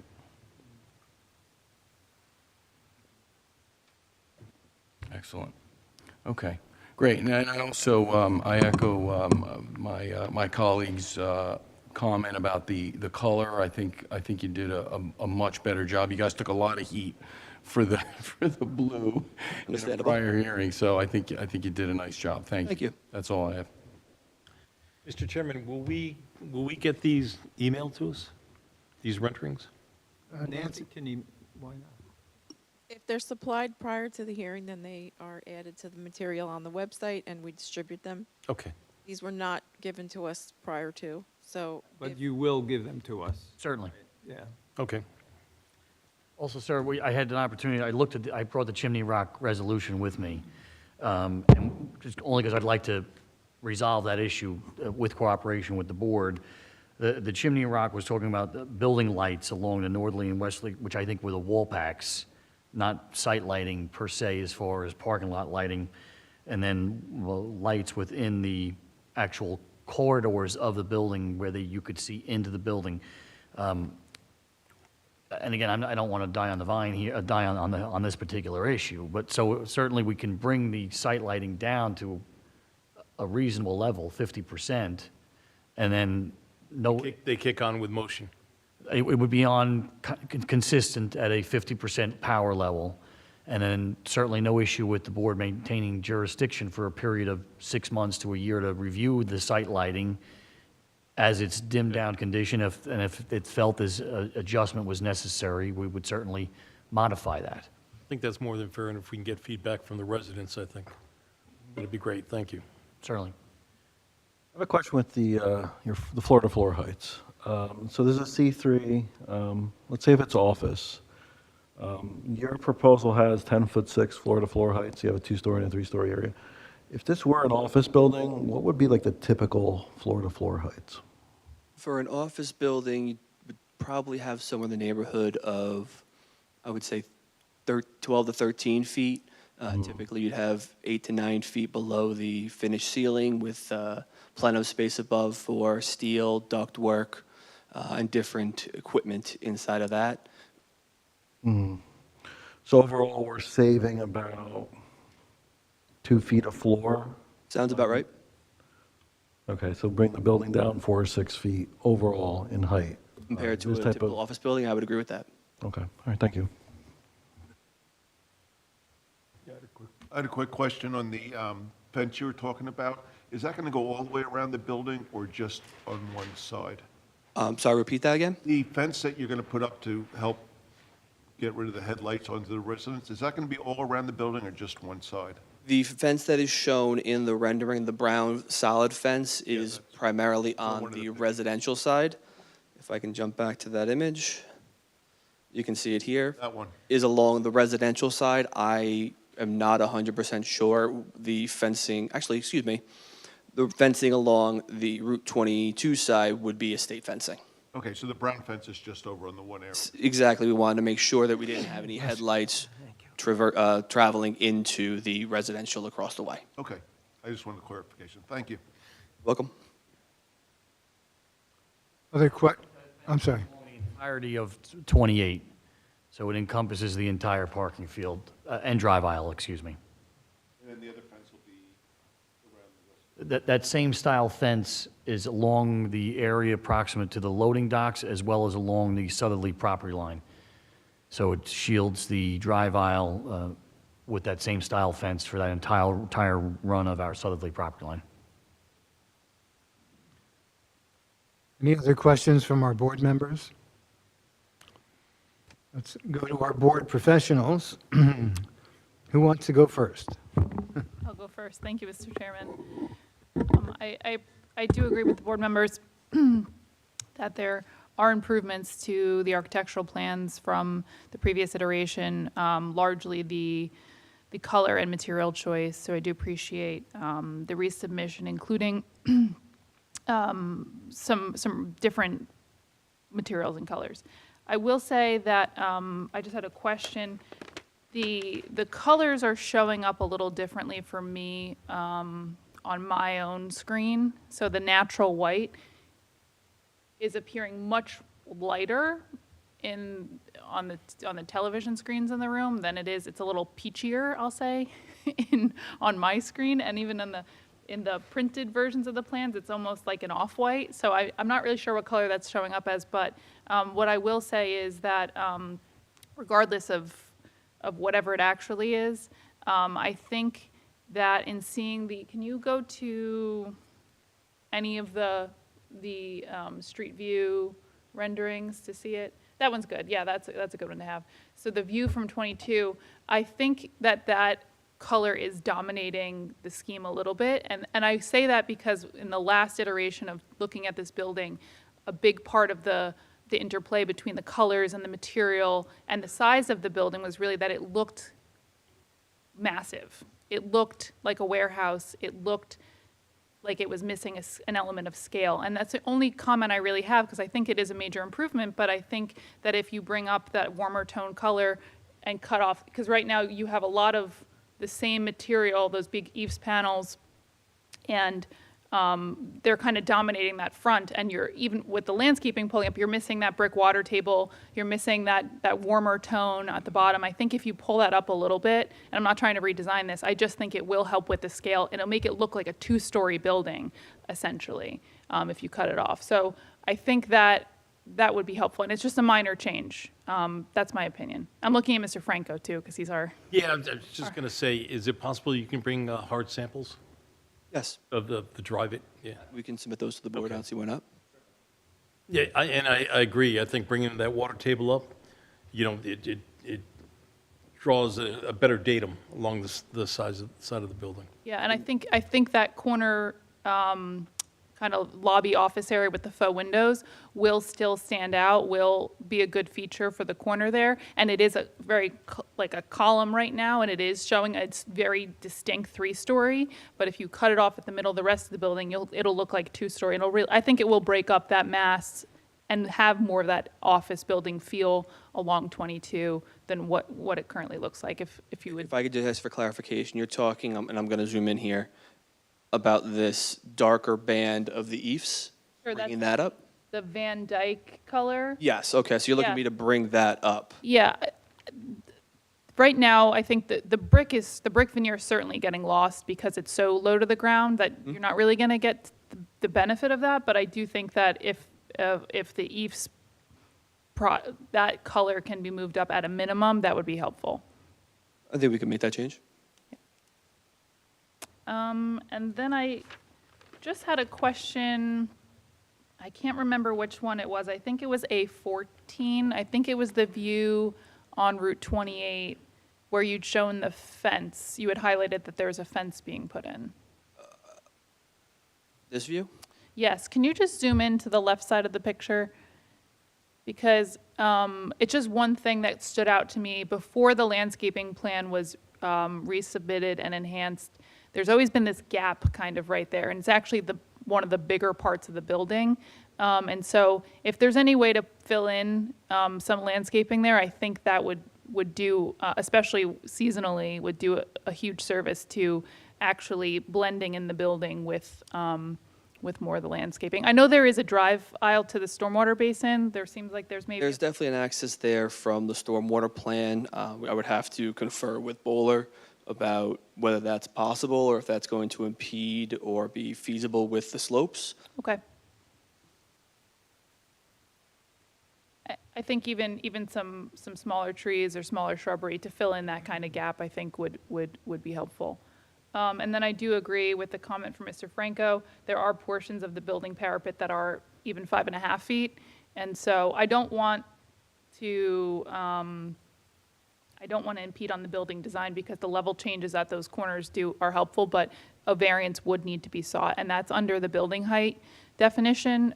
It does restrict a parapet height to 3 feet. So you can either seek the variance relief or amend the plans, the architectural drawings to bring that down. But We'll review that, Mr. Aller, and let the board know. I mean, typically, my experience has been that parapet limitations, if you're at the maximum building height, you can exceed that by another 3 feet only for a parapet. And since we're so well below the maximum allowable height, I don't think there's a parapet limitation. But regardless, to the extent we can reduce that and still have the building function as intended, we'll certainly trim down the parapet. thank you. I have nothing further. Thank you very much. Mr. Burr? Just a few, Mr. Chairman. So on this, William, on this rendering that we see on the screen right now, you had testified earlier about the faux windows. Yes? And all of those exterior windows, correct, that we see on this pictorial are faux, correct? With the exception of the far left side of the building at the main entrance, those are real windows, correct? Yes, to clarify, all of the windows that are split strictly into quadrants are surface-applied faux windows, no light penetration through it. Okay. The 4 pane, which I'm going to zoom in here, in the corner, those are clear glass display windows for drive-by advertisement. But that's going to be all see-through to faux doors on the interior. And those real windows mirror onto the Route 22 corner as well. Yes, so if I can jump to that render. Can you just call out the rendering we're on, please, for the record? So that would be, what do we have? A9 was the first render? The number of the rendering you have? Render 1 here. Render 1, I think, was A10. A10, I apologize. The 2 at the corner are true glazings with see-through glass. The faux applied windows are to the left. In the eaves, we recess them in to give them the appearance of being kind of the same depth as the storefront, but although it's a design style in order to give the appearance of a real glass, but it is ACM panel aluminum. Okay. And going back to the questions that Mr. Franco was asking about the lighting plan and the wall packs, and the fact that I think you're going to take a look at the lighting plan with Bowler and review that, but just as it stands today, are there wall packs proposed on the Route 28 side of the building, or are they just around the 22 side in the rear portion? There were a few towards the rear. We're required to provide a certain amount of lighting for egress, and as we do have an egress door there, we do need to provide a certain level of foot candles on the path to get them towards the egress of the site, which would be along, to Route 22. Okay. But you're going to take a look. We will make sure lighting we're plan, coordinated see with. how you can reduce the foot candles. I think you're somewhere on the order of 2.6. You're going to see if you can. The 2.6, if I recall correctly from Matt, was only at the property line of the access aisle up and nowhere else on the That's site. only by the 22 drive aisle. Okay. The lights back here are strictly to provide the code required 1 foot candle for egress. And then you're going to have wall packs over the exit doors, right? Yes. Last question, just one point of clarification on the overall unit count. I just want to make sure I understood. So your earlier testimony, I think you said 774 units are now being proposed? Correct. And when you were here in July, I think that number was testified at 755. In the original hearing, you were up over 800. Correct. So since you were last here, the unit count, although the building footprint didn't change, did the number of units go up? There was a slight reorganization on the interior with removing all of the exterior doors, Okay. so that when we reorganized the hallway, we got a more efficient route. And the unit count may have gone up, but we divided a 10 by 10 into two 5 by 10s. Okay. We didn't change the gross square footage of the building. That was going to be my question. Okay, so the gross square footage stays the same, the footprint of the building stays the same. It's just by virtue of removing some of the overhead doors, reorganizing things Yes. interior, you were able to maximize the number of units. Correct. Like I said, interior might have changed the 10 by 15 to two 10 by 7.5s. Understood. We just kind of cut the units up slightly different. Thank you. You're welcome. Now, excuse me, we'll open the floor to the public, who will have questions specific to Mr. McGeever's architectural testimony.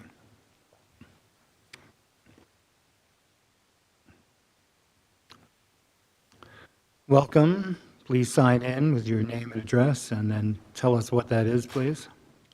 My name is Jim Brady. I live at 351 Route 28. You'll be seeing a little bit of me during this proceeding. I have. My question is, are the faux windows you referenced, I know you said no light can come out of the building, but will they reflect light from the lighting on site? Does that reflect back into the Route 22 or the Route 28 neighborhoods? No, they should not. Again, I will coordinate the lighting with Bowler. The wall packs shown on my elevations are below the midpoint of the faux windows and are all directed downward. The ACM panel that the material is made of has a slight reflectance. It's not like a mirror or a true piece of glass. It has generally a matte, flat finish.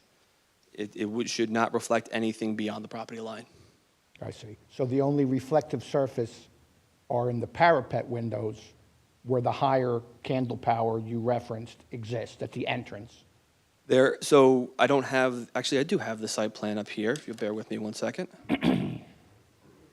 To be clear, this intersection here, where this dotted line crosses the roadway, is where that 2.6-foot candle occurs. See. Nowhere near the building. If you pull up the rendering that shows the parapet windows, the large ones at the entrance. This one. Right, those are a reflective surface, though, that will throw back into the neighborhoods. They will throw back a little bit into the neighborhoods, but again, the light should travel through them for the most part. Okay.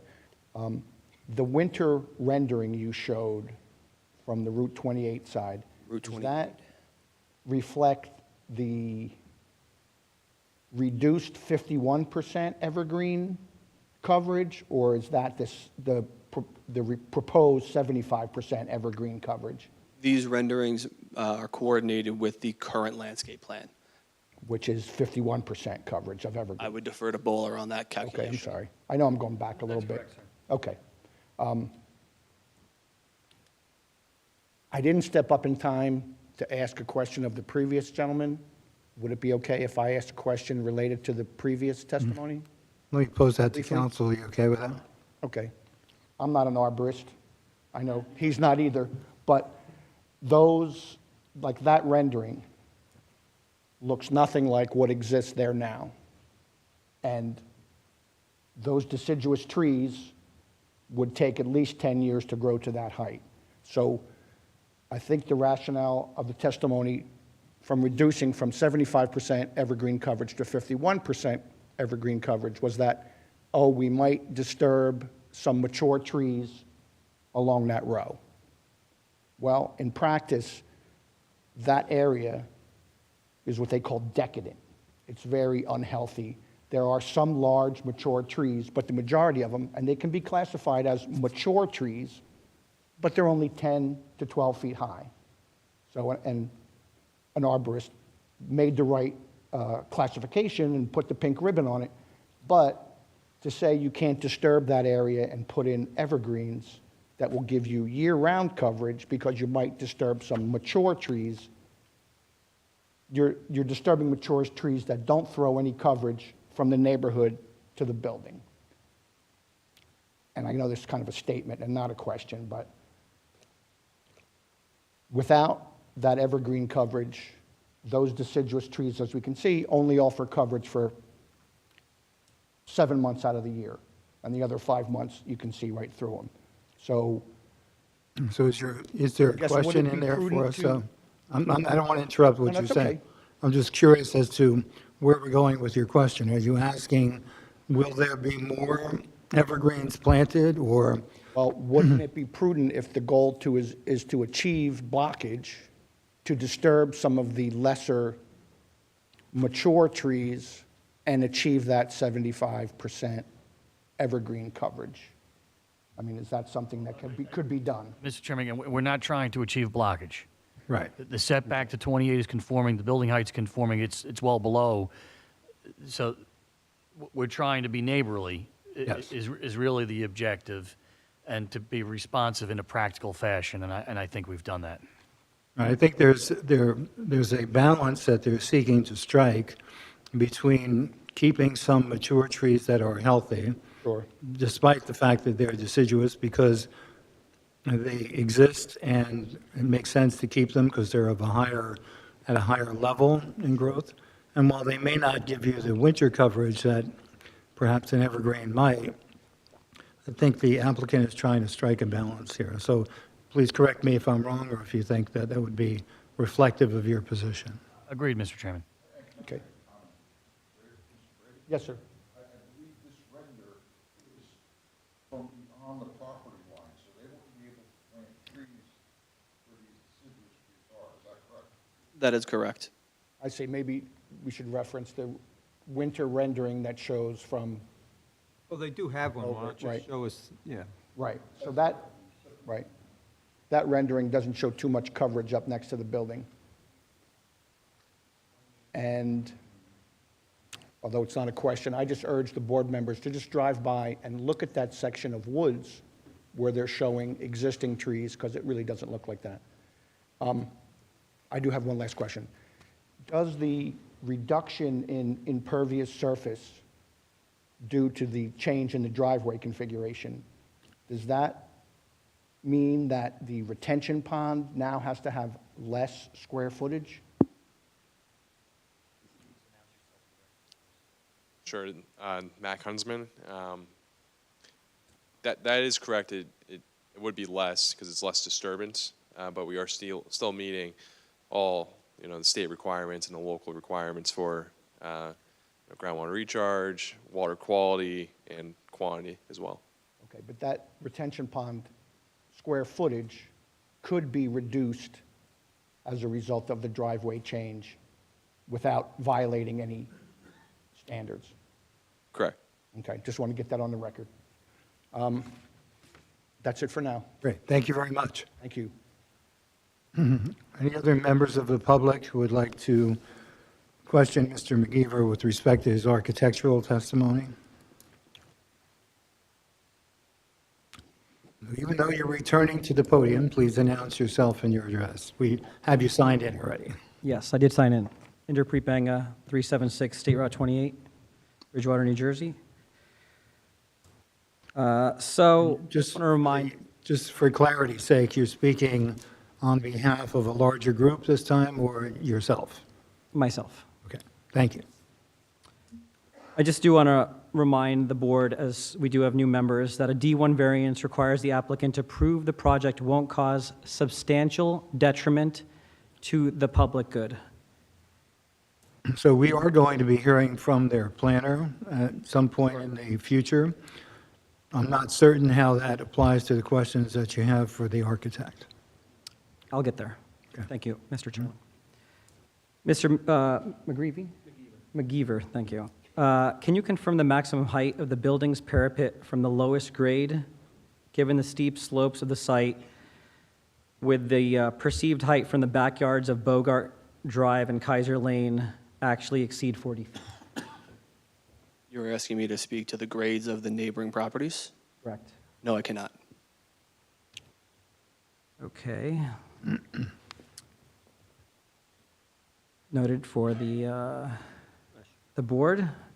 Your plans show an unbroken horizontal wall stretching hundreds of feet. Have you considered incorporating building step-backs for the second and third stories to reduce the visual height of the structure? No, the plan set that we have in front of the board is what we're asking them to consider. All right. Have you performed a shadow study? No.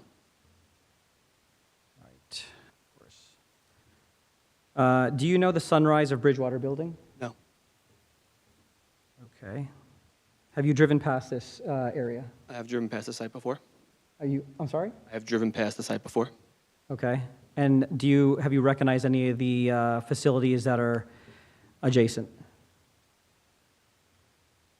As far as the, The Sunrise of Bridgewater facility that's right next door to this facility.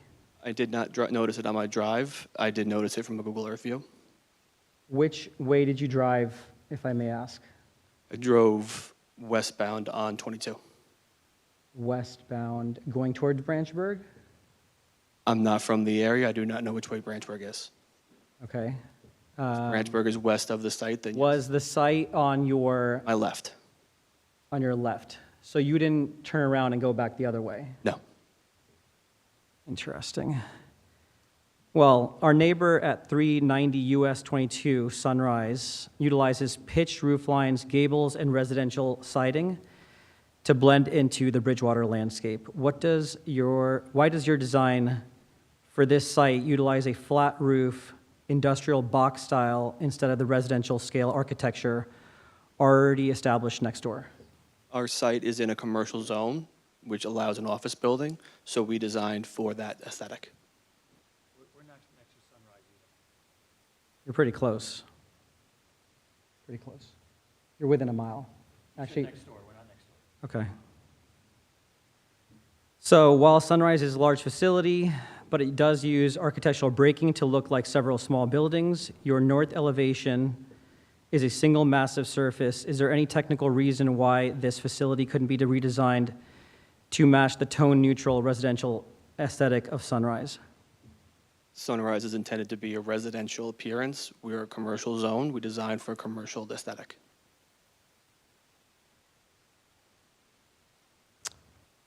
Okay. Looking at the material schedule A-200.00, you specified bare metal and specified panel colors. What is the LRV of these colors? I believe you're referring to an old elevation. We have no assumed insulated metal panel on this proposed design. I thought you were talking about bare metal previously. I was stating that that was on the previous application. The current application has eaves and brick. Okay. Thank you. I'm curious, I mean, I understand that you were able to adjust the color palette slightly with the, what was it, the white? Natural white and Van Dyke. Natural white, which still sticks out like a sore thumb, especially given the size of this building. Does the proposed color scheme prioritize receding into the landscape or maximizing visibility for customers driving on Route 22? Neither was considered. It was entitled to be earth tone. I'm sorry? The desire was for it to be earth tone in color. So you consider, what was it again? Off-white to be earth tone? Natural white and Van Dyke. Natural white and Van Dyke to be earth tone. Can I ask my board professionals say that again? Van Dyke and natural white. natural white considered to be earth tones. So the Van Dyke color does look like an earth tone. The natural white, as I mentioned, is showing up differently. I think Mr. Franco's request for an actual sample will help verify what it looks like in person. But on my laptop, it has brown tints to it. It looks white on the screen over here. So that's my issue right now, is figuring out what the actual color looks like, because the rendering does look much different on the screen here in this room right now, where it looks very white, which is much more stark against the landscaping, is less of an earth tone, obviously is colder. So I think what I would recommend maybe is, in addition to the products, to having the product sample, is to actually hone in on what that color is, it would be really helpful because, like I said, the renderings look different. They are going to be amending the plans, it sounds like. They're agreeing to revise them. And so I would hope that when they do that, that there's some clarification. In general practice, is off-white considered a earth tone? Considered an earth tone. Mr. McGeever, sorry if I mispronounced your name, has mentioned this multiple times, that it's considerable an earth tone, and I'm questioning the validity of that statement. Mr. Chairman, if I may, having the public question the board's own professionals is a little unorthodox. Certainly. It is, and I think we should just put that whole issue aside until we have the samples, and then we can see what colors we're talking Okay, about. fair enough. All right.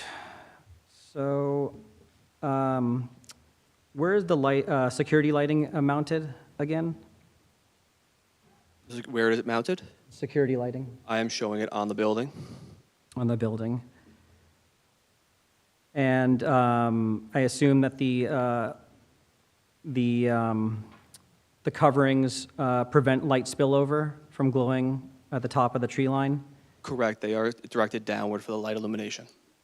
Thank you. And then looking at the ground floor plan, the loading area is partially exposed. Is that correct? On the west elevation, yes. The loading area. So the sound transmission class rating of the building exterior skin, is it sufficient to contain the clanging of the metal roll-up doors and the echoing of the truck engines? I have not performed an STC rating calculation on this, but it should be sufficient. Once the vehicle goes inside, it is to shut off as well. Will the doors be closed as well? Yes. Okay. All right, I have no further questions, thanks. Thank you very much. Any other members of the public wishing to question Mr. McGeever on his architectural testimony? And even though you signed in, please remind us of your name and your Sure, address. I'm Carolyn Joya, still, 1402 Paley Court. Just a clarification, McGeever? McGeever. Sorry. No problem. Did you say that the properties were both commercial? You mentioned it was commercial. The property is a commercial zone. Okay. I'm not sure. Can I get clarification? I'm looking at Lot 1 as a residential property and Lot 2 is commercial. Has something been rezoned? They're both in the C3. I'm sorry, what? They're both in the commercial C3 zone. Okay. Can you, The house is the dwelling on, is a non-conforming use. can you just take a quick look at this for me?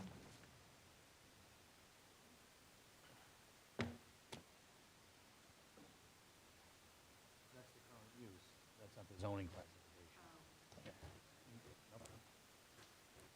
Okay, thank you. Sorry for my naivete. Thank you very much. Additional questions from the public on Mr. McGeever's testimony? Seeing none, let's move on.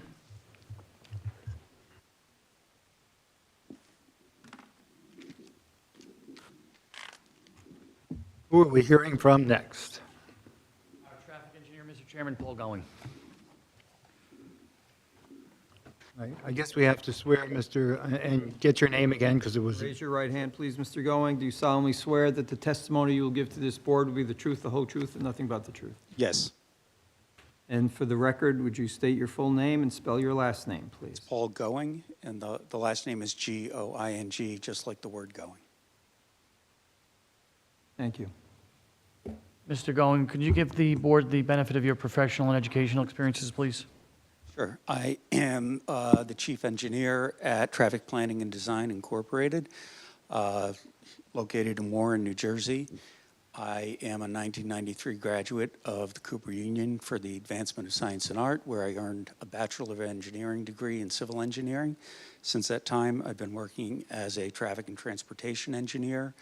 I'm a licensed engineer in New Jersey, as well as Connecticut and New York. And I've been accepted as a traffic expert at numerous land use boards across New Jersey, including nearby Hillsborough, Bound Brook, and Manville.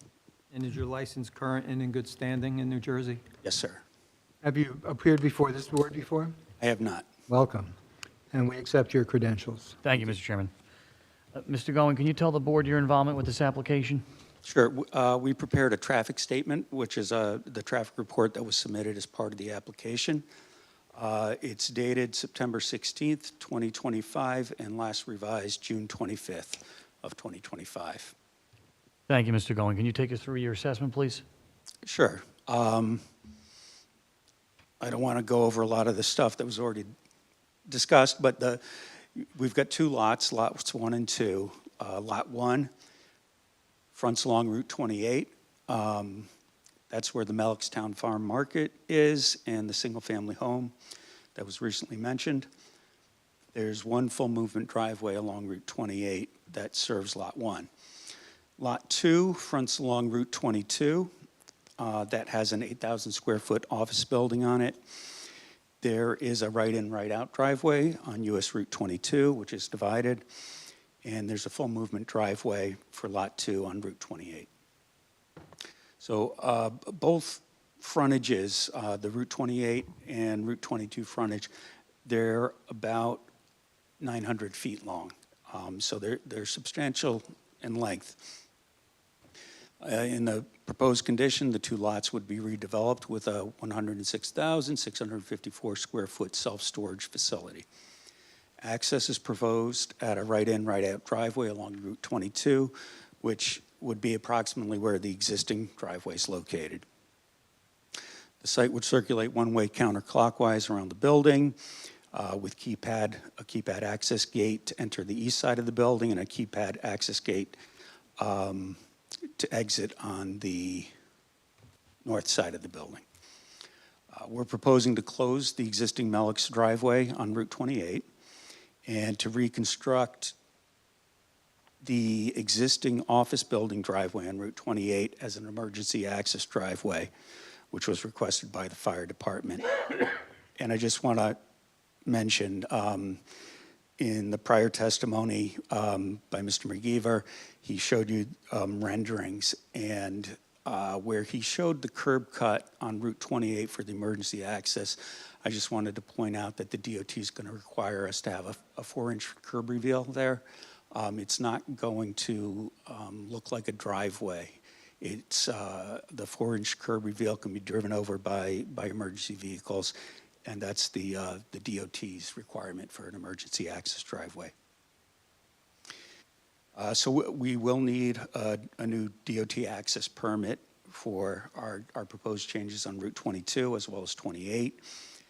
And we've got a proposed parking supply with 2 loading stalls and 15 passenger car stalls. So as you described the 4-inch curb, that's really meant to disguise that access way so that somebody driving by doesn't think, oh, there's a driveway, I should pull in. Is that a fair statement? The DOT requires us to have that 4-inch reveal curb there. And I'll say the access code doesn't say why, but I agree with your assessment that it's so someone doesn't drive in there accidentally, or so somebody doesn't drive in there intentionally either. Very well. Thank you. So the proposed use is a very low traffic generator. Traffic engineers typically use a publication of the Institute of Transportation Engineers, or ITE, called Trip Generation, which is a compendium of data observed at various land uses around the country, including self-storage facilities, office buildings, and numerous other uses. New Jersey DOT has its own trip generation equations, but has adopted the ITE data for many uses, including for the use, land use code 151, which is mini warehouse, which is self-storage. And DOT has adopted New Jersey-specific rates and equations for small office buildings and farm stands. So we calculated the pre-existing and proposed condition site-generated traffic for the weekday morning, weekday evening, and Saturday peak hours using the DOT data.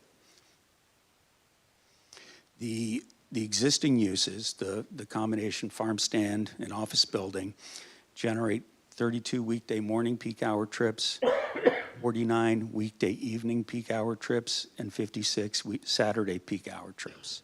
And that's the total trips entering and exiting. in each of those peak hours. The self-storage facility, we calculate to generate less traffic in each peak hour. 21 weekday morning peak hour trips, again, that's the total entering and exiting. 21 weekday evening peak hour trips, and 33 Saturday peak hour trips.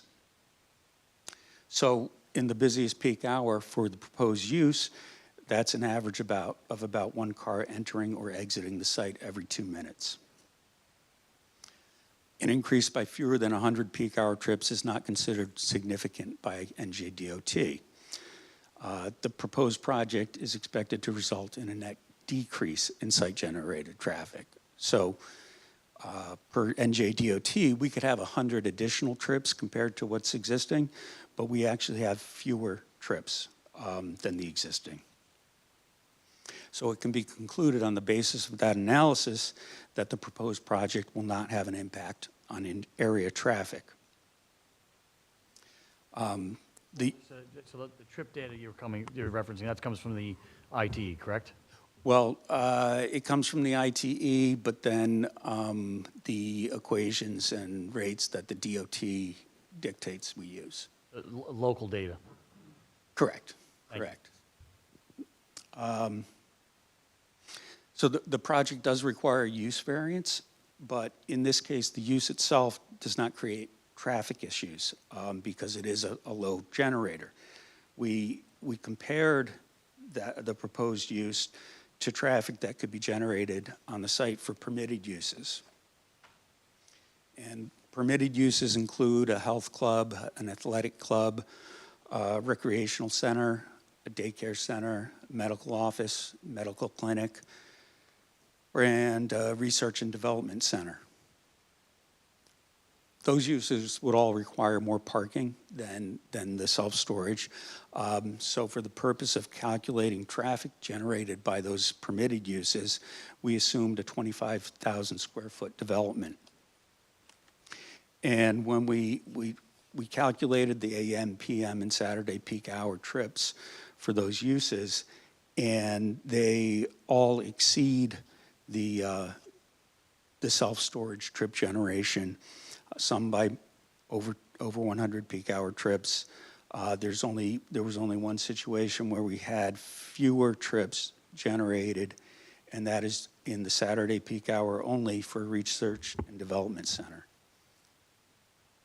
So the proposed use, it's a low trip generator, and it's also a lower trip generator than permitted uses in the zone.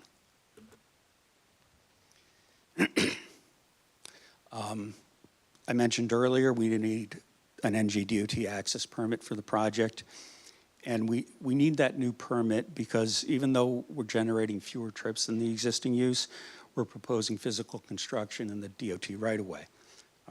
That's to close the existing Melix driveway, to modify the existing office driveway on 28 to be emergency access, and there's some slight geometric modifications to the Route 22 driveway.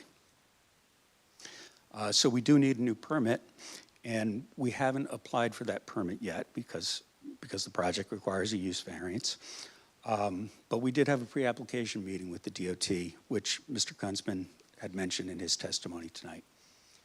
That meeting was on Thursday, October 23 of 2025.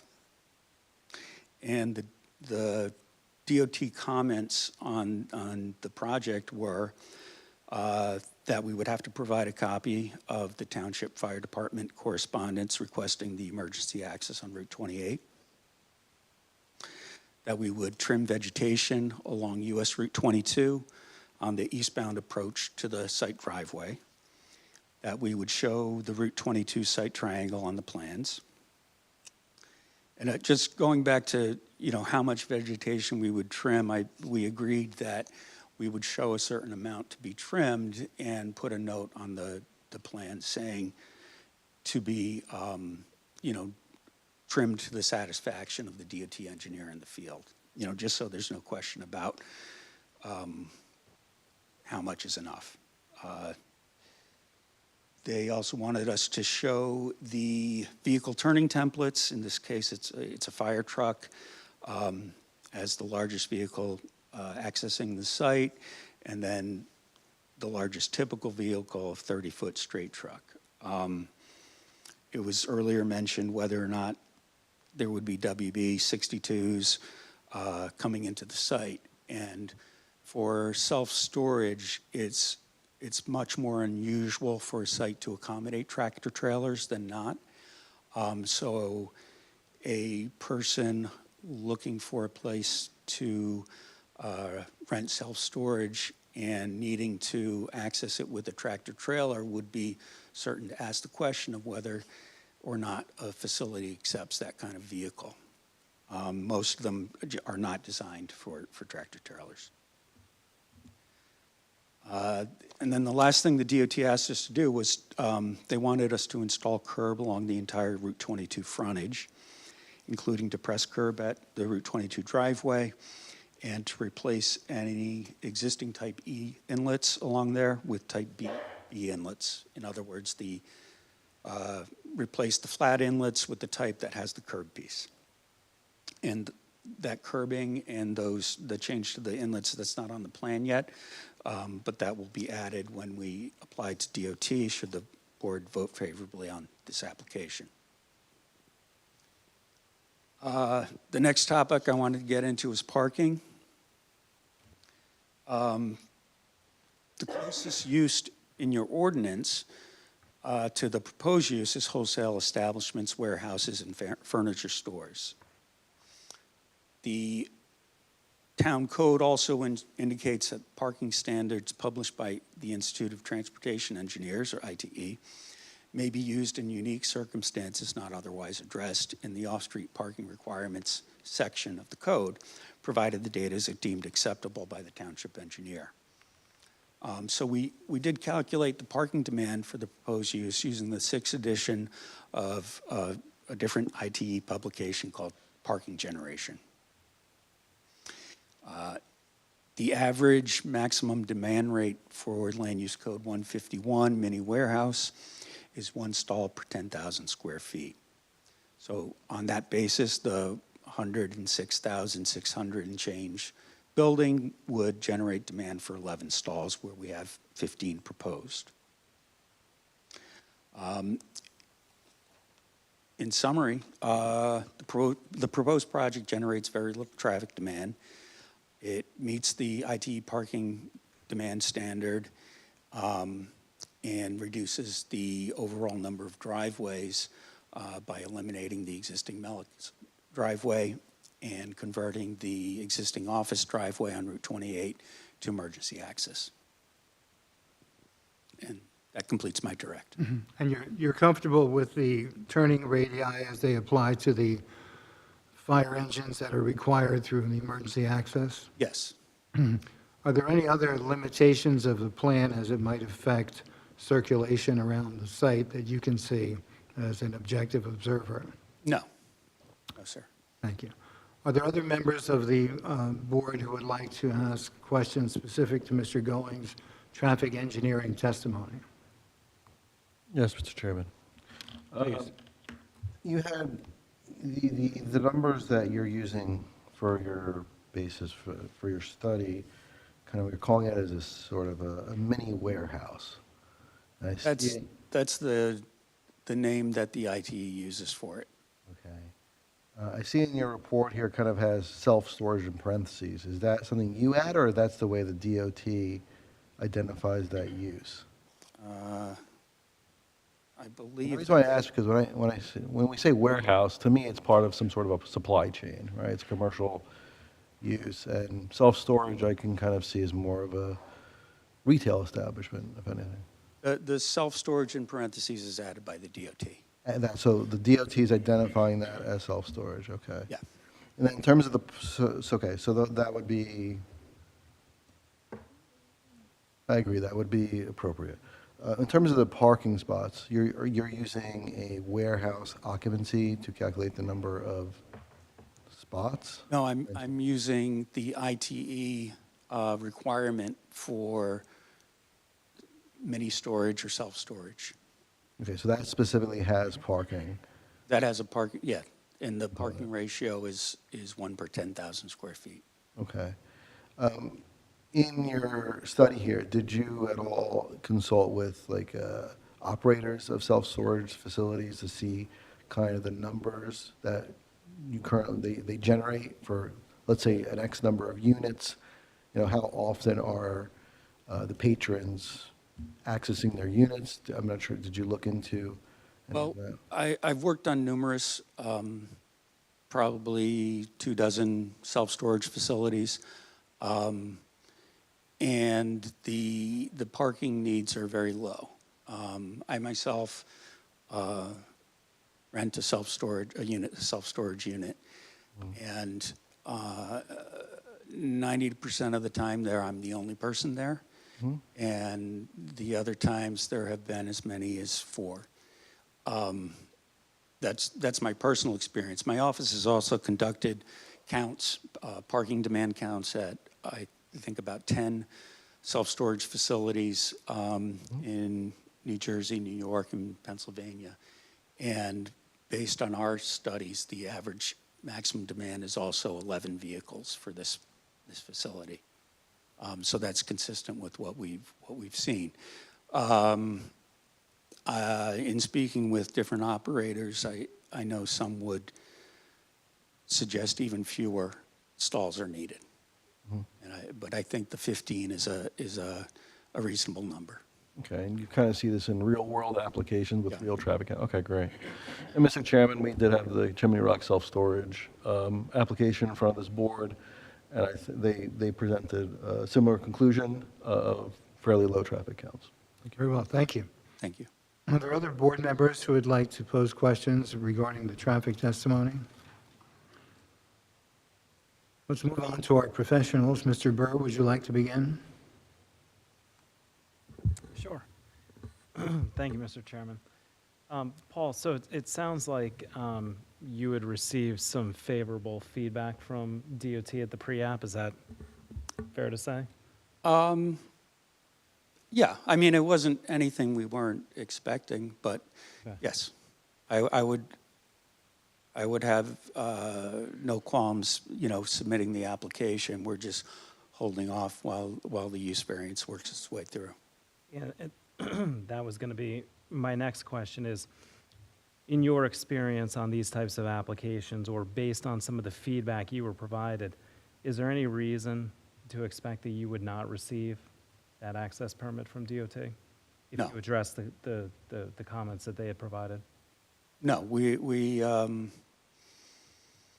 don't believe there are any waivers we would need. As I said, we have a tremendous amount of frontage on each side of the property.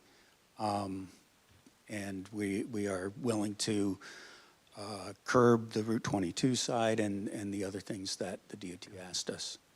And given the existing conditions on Route 22 with the shoulder, the fact that you guys are going to be introducing, I think the plan called the SU-30 vehicles, is there any cause for concern with larger box trucks coming in and out of that Route 22 No. entrance? There's sufficient room for vehicles to merge onto 22? Correct, yes. Okay. Because you've got a nice shoulder there, as you mentioned. Okay. You had given a little overview on your trip generation comparison from the existing uses, being the existing office building and farm stand, Yes. compared to the proposed use. In your analysis, it actually was the original proposal, which I think was a 120,000 square foot building. That's since been revised down to 106,000.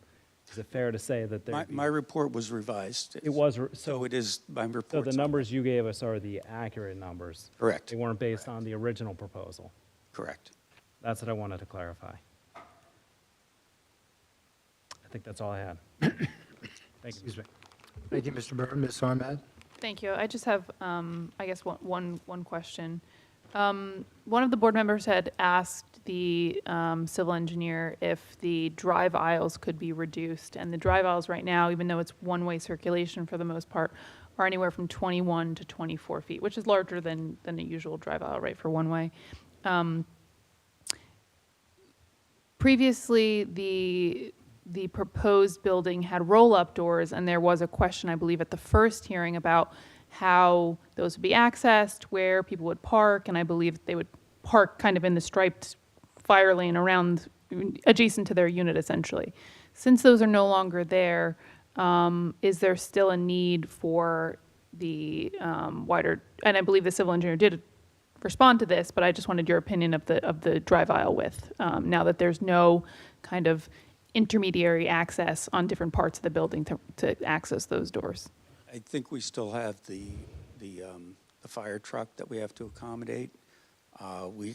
We can take a look to see if there's any areas where there could be a little less impervious, but I think that's really what's the critical piece right now that's driving it. And for, not for fire trucks, but for typical, the box trucks that are going to be coming in and out, for moving vehicle-sized box trucks, right? Is that a typical drive aisle width that's necessary to accommodate them? Yeah, that's certainly typical. Okay. As far as I know one of the waivers or variances being sought is for the loading spaces. They are located interior to the building. In your experience, is that adequate to accommodate the vehicles and the volume of vehicles that come to this type of facility? Yeah, that's pretty typical.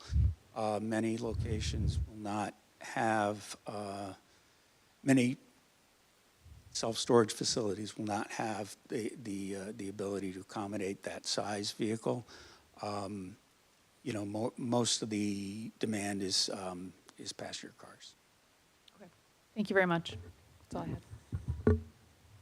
Thank you. Let's open the floor to the members of the public who would like to specifically address Mr. Going's testimony as a traffic engineer. And once again, you are? You're tall. Up there. Okay, can you hear me? Okay. Carolyn Joya, 1402 Paley Court. Mr. Going, it seems as though, before I go on, as I'm speaking, I have specific questions, but if you have your phone and want to go to Google Maps right now and put in 322 US 22, that's the location of the storage facility. No matter what we do from this location, from an westbound location, This is go really there. a time for questions, and I'm going to instruct the board not to go to their phones unless they want to leave their phones here as evidence. So if you want to bring a picture next time that you're talking about, that would be fine. We can accept that Oh, okay. when it's time for testimony, which I think will probably be the next meeting, right? But for the board's independent use of their phones to find Okay, evidence, no problem. I'm not going to do that. You're exactly correct. But I can assure you that the only way to get there is from westbound is not going on Route 22. You have to take the local roads. So that being said, I'm happy that the DOT has agreed with some of my concerns about the vegetation and that will be trimmed. I have my question. I need to set the foundation. It is based on prior testimony from transcripts and my personal video research. I went to the site and videotaped. Based on this, I feel the shoulder is not substantial. I don't know if you've actually been in the shoulder. I don't feel it's a substantial shoulder. There's no acceleration or deceleration lanes. There's a shared ingress-egress lane, which Those I are questions for him, right? Are there acceleration lanes and There deceleration are lanes? no. Are there Right. acceleration and deceleration lanes? No. No, thank you. Is there a shared ingress-egress lane? I'm not familiar with that term. A shared ingress-egress lane in and out of the facility? It's there's a driveway. I'm not. You go in and out in the same lane?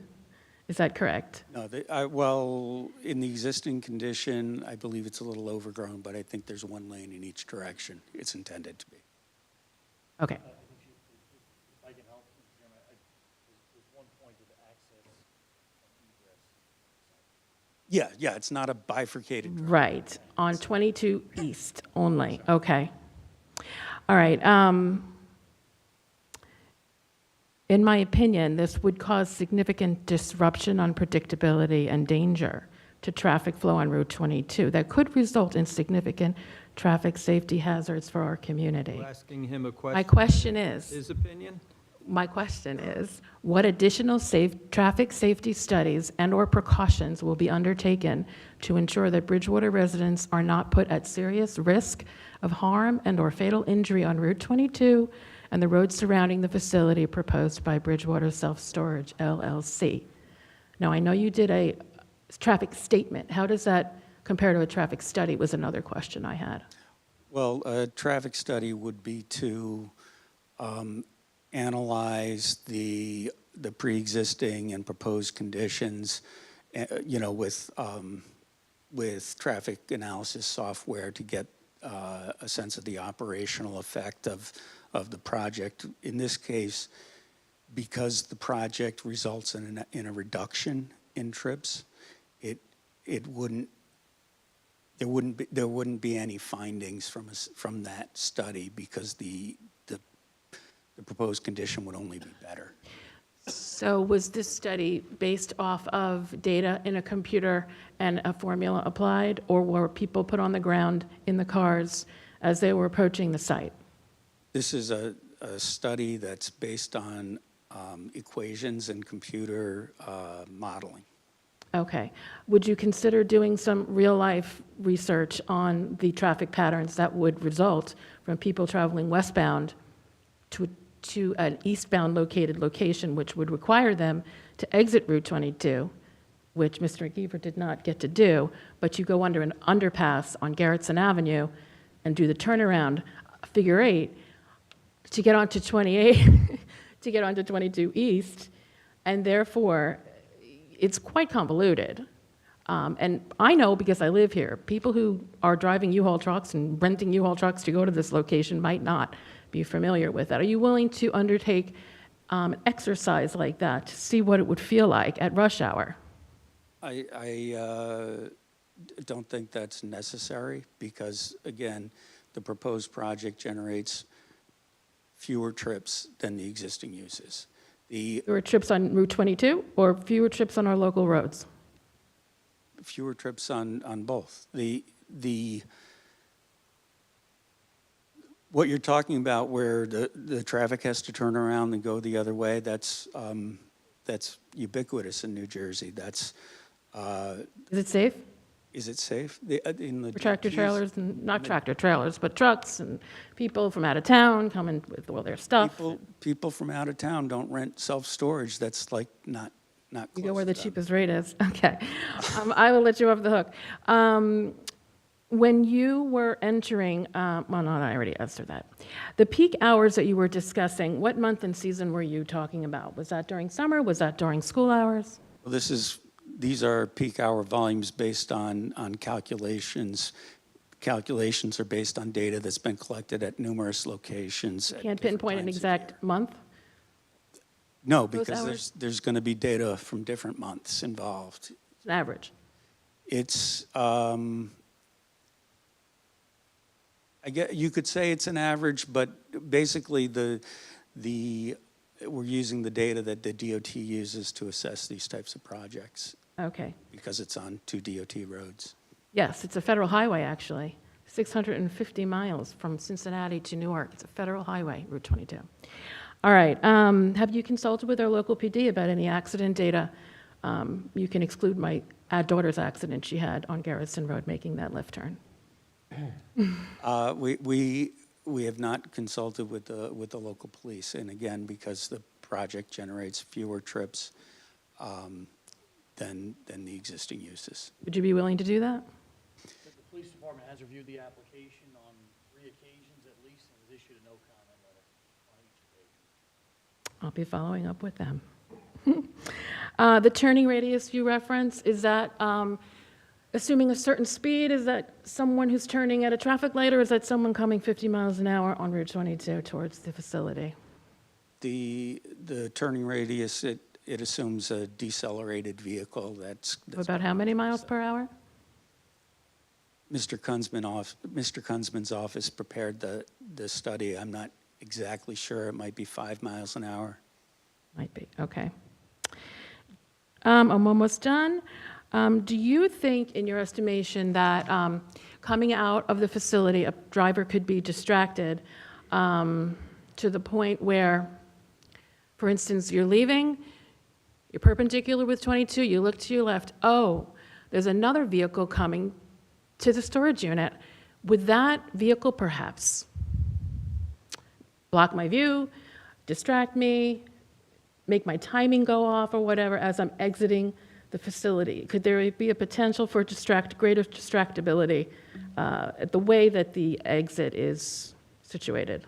I don't think so. This is a very typical type of layout for right-in, right-out access along a divided highway. And as you're looking left and the sun is setting, you've got sun glare in your eyes. No problem getting onto 55-mile-an-hour trucks zooming by. Again, the driveway there, both the existing driveway and the proposed changes to it are under DOT jurisdiction, and we're going to meet all the requirements that the DOT has for us. Okay. Thank you. Those are all my questions. Obviously, I have traffic safety concerns. Thank you. Are there other members of the public who would like to question Mr. Going on his traffic engineering testimony?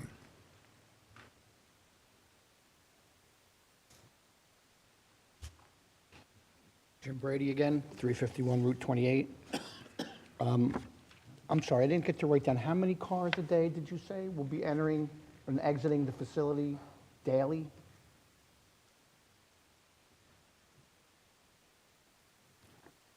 I know there's a difference between weekday and weekend. Yeah, the Saturday peak hour was 33, and the weekday morning and weekday evening peak hours were 21, and that's a total of vehicles entering and exiting. Right, based on the computer interpretation of other existing facilities. Well, I would say based on the Institute of Transportation Engineers, the NJDOT, and, you know, the industry standards that transportation engineers follow.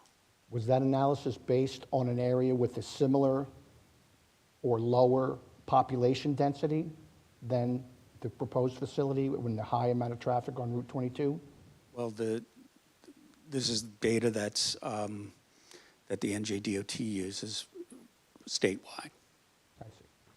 But so those data points could be in a less populous area than where the proposed facility is?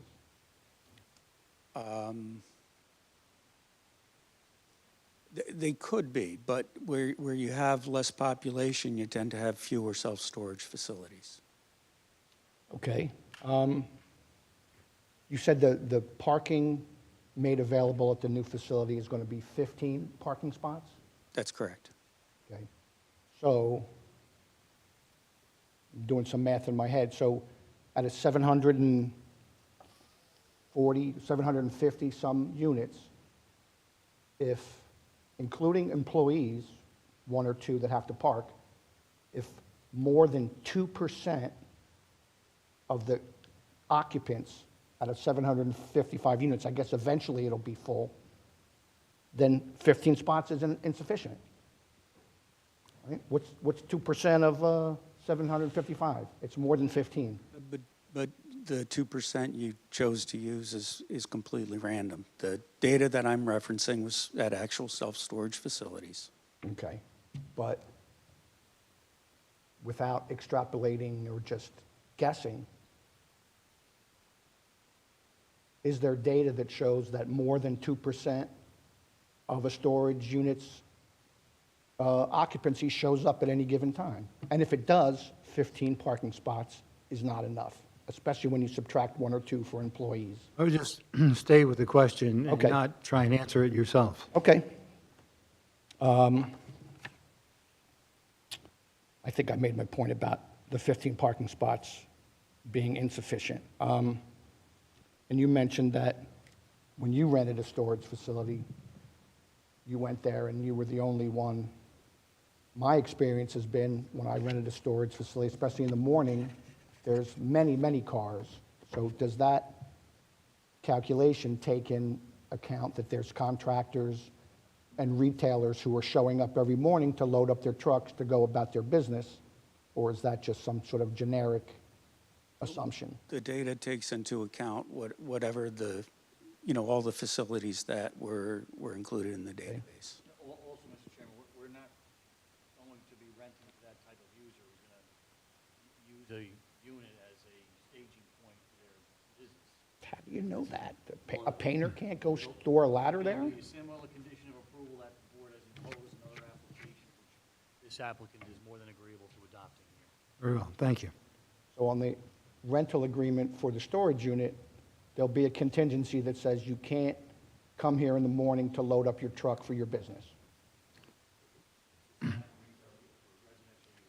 Okay, so no retail or contractors or commercial applicants will be allowed to rent there? Correct. Okay, that's news to me. All right, has this DOT study addressed the fact regarding safety that the proposed facility is on a curve, and you come over the Route 2822 bridge, and there's a limited line of sight and no shoulder until you get past the bridge. Then there's maybe about 400 feet of shoulder, like she pointed out, inadequate shoulder. So at 60 miles an hour, you got about 5 seconds to assess, is the car coming out of the storage facility? Is there somebody on my rear? Do I have to change lanes? Do I have to slam on the brakes? Does that DOT study take any of that into account? Because there is a limited shoulder and, as you said, no acceleration lane. So what we've done so far is we sent a plan, a one-sheet plan to the DOT to show them what we propose to do. We sent them a copy of the survey showing what's on the site now. We sent them our trip generation calculations and, you know, tax maps, a few other things. Then we met with them to see what specific concerns they had. When we actually submit our application, the DOT will do a much closer look. We will be sending a full set of plans, stormwater report, various documents, and they're going to do field visits. They will be taking a much closer look at it, and if they require us to make any changes based on line of sight or other factors, then we'll have to make those changes. Okay. You mentioned the DOT letter of no interest. Is that at all, or letter of interest, is that at all related to the number of cars coming in and out of the facility? Is it We'd have to for a check certain the amount you have to transcript, but they I have don't to get believe I involved? said letter of no interest at any Okay, point. I thought I heard you say that. Let's see, what else? All right, I guess that's it. You addressed my question because there's more safety issues related to when you're coming on to Route 22 west from Route 28. It's off the crest of a hill, you really can't see. So you're saying that all those potential safety issues will be addressed by the DOT in the future? As part of the application that we'd have to submit and get approval and get a permit for the project. So as she mentioned, there will be some real-life interaction, not just computer formulas. That's correct. We're going to file an application with DOT and adhere to their guidelines, whatever that involves. Right, so it may or may not mean on-site human interaction. It's whatever the DOT requires. Okay, I also just asked the board to take that ride, come over the bridge, pretend there's a box truck renter coming out of that facility, and see how long it takes you to slam on the brakes or change lanes safely. That's all I ask. Thank you. Thank you.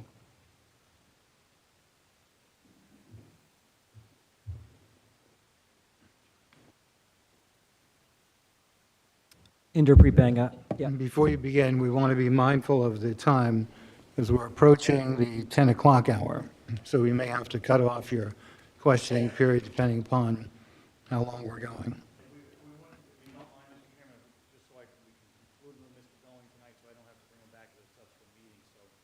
I would like to do that as well. So let's use this opportunity to ask your questions, and he'll conclude his testimony tonight.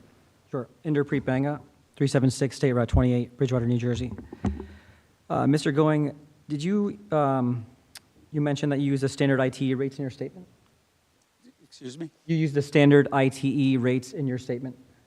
I use the ITE rates that the DOT, that the DOT uses, NJDOT. Okay. NJDOT or DOT across the country? NJDOT. Okay.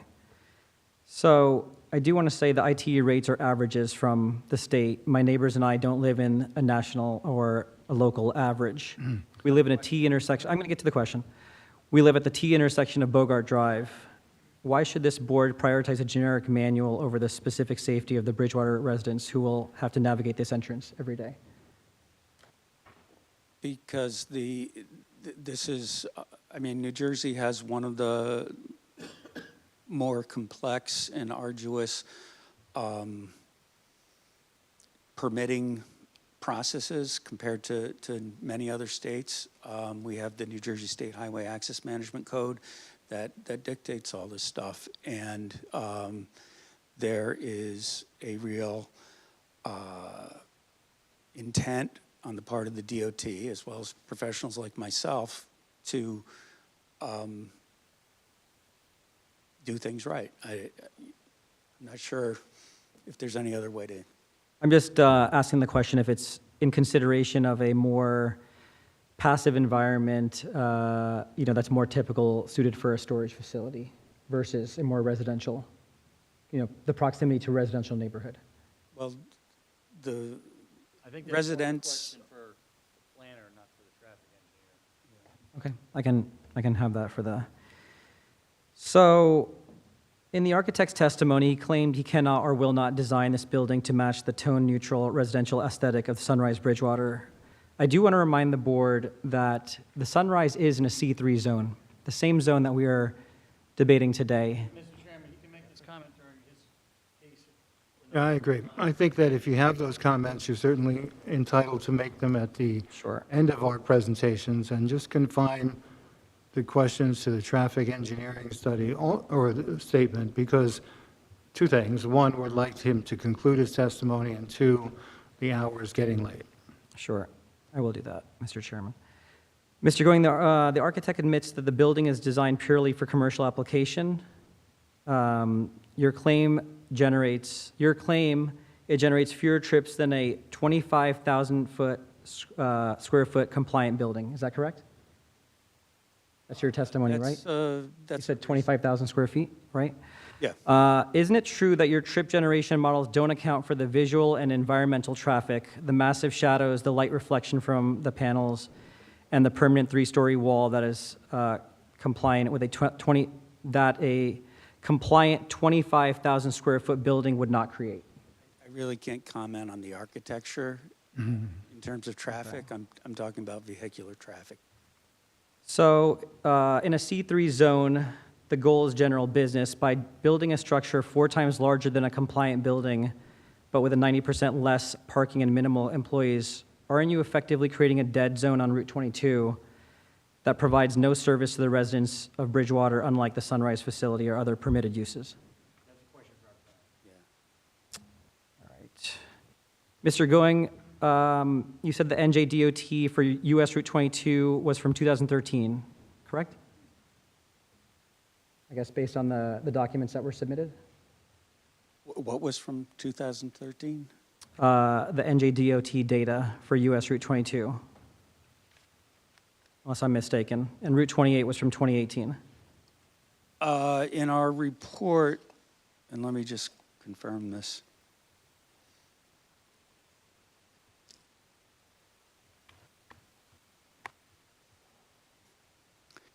Yeah, I didn't specifically mention this in testimony tonight, but in our report, we mentioned the average annual daily traffic on Route 22 and Route 28, and those come from DOT data that's on their website. Do you have the years for when that was reported? Yeah, no, you're correct that the Route 22 is from 2013, and Route 28 is from 2018. So my question to you is, given the significant growth in Bridgewater and changing traffic patterns from the last decade, how can this board rely on a net reduction calculation based on decade-old baseline numbers? Those numbers don't have anything to do with the trip generation numbers that we calculate, for the proposed use or for the existing uses. Those are numbers that are in there to indicate to the reader what the relative volumes are on these highways. So, you can kind of get a flavor for it. Route 22, AADT, about 35,000. Route 28, 18,000. So it's, I don't plug those numbers, the 18,000 and 35,000 into any calculations that I do for the proposed traffic that will be generated by the site. Okay, I'm not completely following you. What I'm saying is I do think that it's relevant. if Data is the- always relevant. If the data from the DOT was from 2019, data was from, well, if it was from 2020, that would be COVID, so I wouldn't want that data. But if the data was from 2024, it wouldn't make a difference to or change my findings and conclusions. Okay, fair. So, let me see where I was at. You're asking for a 93% reduction in required parking, is that right? Roughly? Well, our interpretation of the code is that that the zoning board may accept a different standard when there isn't a standard for the actual use, that's how the township code reads. I think you're proposing 15 spots where 210 are normally required. Is that right? 11 are required. There's no variances. Okay. I'm just curious, if your load trip estimates are slightly off, for example, during a peak Saturday moving window, where do the excess vehicles go? Isn't it true that they would be forced to queue on the shoulders of Route 22 or spill into residential Bogart Drive? No. Where would they go? They would probably, as in the previous iteration of the project where we had the roll-down doors, they would probably hang out in those loading zone, the fire striping until a space opened up. However, I believe the 15 is more than sufficient to accommodate the needs for this project. If a 25, so again, your testimony was you said if a 25,000 square foot building were built here according to code, it would meet all parking and setback requirements. Why is the applicant's desire to build a monolith that requires 4 to 5 different variances more beneficial to the public than a smaller building that I don't think complies with that's the an law? appropriate question for the traffic engineer. I think that should be Okay. addressed to their planner. Sure, I'll do that. Just one last question here. When a large U-Haul style truck enters from Route 22, it moves significantly slower than a passenger car. Did your software model the delay caused to the through traffic on Route 22 by these larger, slower vehicles, or did you only count the number of vehicles? We counted the number of vehicles. The New Jersey State Highway Access Management Code takes into account the different types of vehicles that are coming and going from places. Would you be willing to do a traffic study to see what that looks like, or run the software model? We're not doing it. Got it. So it's well past our 10 o'clock deadline. Yeah, I'm done with my questions. Thank you very much for your questions. I want to thank the public for coming out. It's a cold evening. Everybody'd love to get home and be warm if we can. Are we concluding with our traffic testimony? And then if you kind of give us a look at what we're looking at when we get together again, and we'll see if we can figure out some dates and things like that. Certainly, Mr. Chairman. So our next witness would be an operations person that would speak to the day-to-day operations of the facility, as well as how this market is underserved and there's a void and need for self-storage in this area. And the last witness would be our planner, so 2 remaining witnesses. Okay. Rich? So a couple of things. First, I just want to make clear on the record that there are no other members of the public who expressed a desire to ask questions of the last witness, okay? And second, Nancy, if we are now concluding, when are we going to the next available date? What is that? Will there be a resubmission of plans based on, I think most of the issues this evening will be addressed potentially as conditions of approval should the board vote favorably on the application. But that's something I'll have to consider to see whether any housekeeping needs to be done. If so, get a revised material set in. we can put it on for March 10th, but we would need adequate time to disseminate the materials, not only to the board, but more so to the professionals. Yeah, so MLUL says 10 days prior, right? Understood. We would need at least 20. We'll work to accommodate that. That would be a condition, otherwise we would have to move it. Understood. So All right, we'll take so- that March date, understanding we have to get the materials in 20 days ahead of time. Right, and you're available for March 10? Let me just double check here. I just want to confer with Bill and Catherine on the 20 days, just to confirm that that's enough time for re-review for them. It would be helpful to have it more than 10 days. We'd like to have the review memos in the week before, so anything you can provide within that 20 days or more, we would appreciate. Understood. Thank March 10th, I am available, Mr. Chairman, so if we could set that date, it would be appreciated. Okay, so for members of the public, this matter is going to conclude for this evening. It will continue on March 10th in this room at 7 PM with no further notices from the applicant. Thank you, Mr. Holler. All right, thank you. Very much. Thank you, Mr. Chairman. Thank you, members of the board. Chairman, if I may, I just had one question. The public wasn't aware of the renderings that were provided. Is that something that the applicant can provide the public? Nancy, Well, the applicant's going to provide digital copies of those, and Nancy will include them in the digital file. Yes, and then as long as we're, Mr. Capizzi will need an extension for at least the end of, That's fine. We'll extend the time through March 11th. okay, thank you. but yes, to answer your question, those renderings will be available on the website as soon as we can get them loaded up for you. Thank you. Thank you, Mr. Chairman. Thank you, board Thank you members. very much. With that, can I have a motion to adjourn? Next meeting. I'm sorry? Next meeting. The next meeting is, oh, I forgot already. I don't even know what the next meeting is. Next Nancy? meeting is, excuse me, I just want to double check here. February 10th. And on that, and for that meeting, we have, is it Rockland APV? Rockland APV, and before everyone scatters, I have some supplemental materials for Rockland, if you could just, That you want to distribute those tonight, so we have them. you can pick them up on your way out. Okay, very well. Any other things that I forgot to do before we adjourn the meeting? Okay, this meeting is adjourned. Thank you, everyone. It is.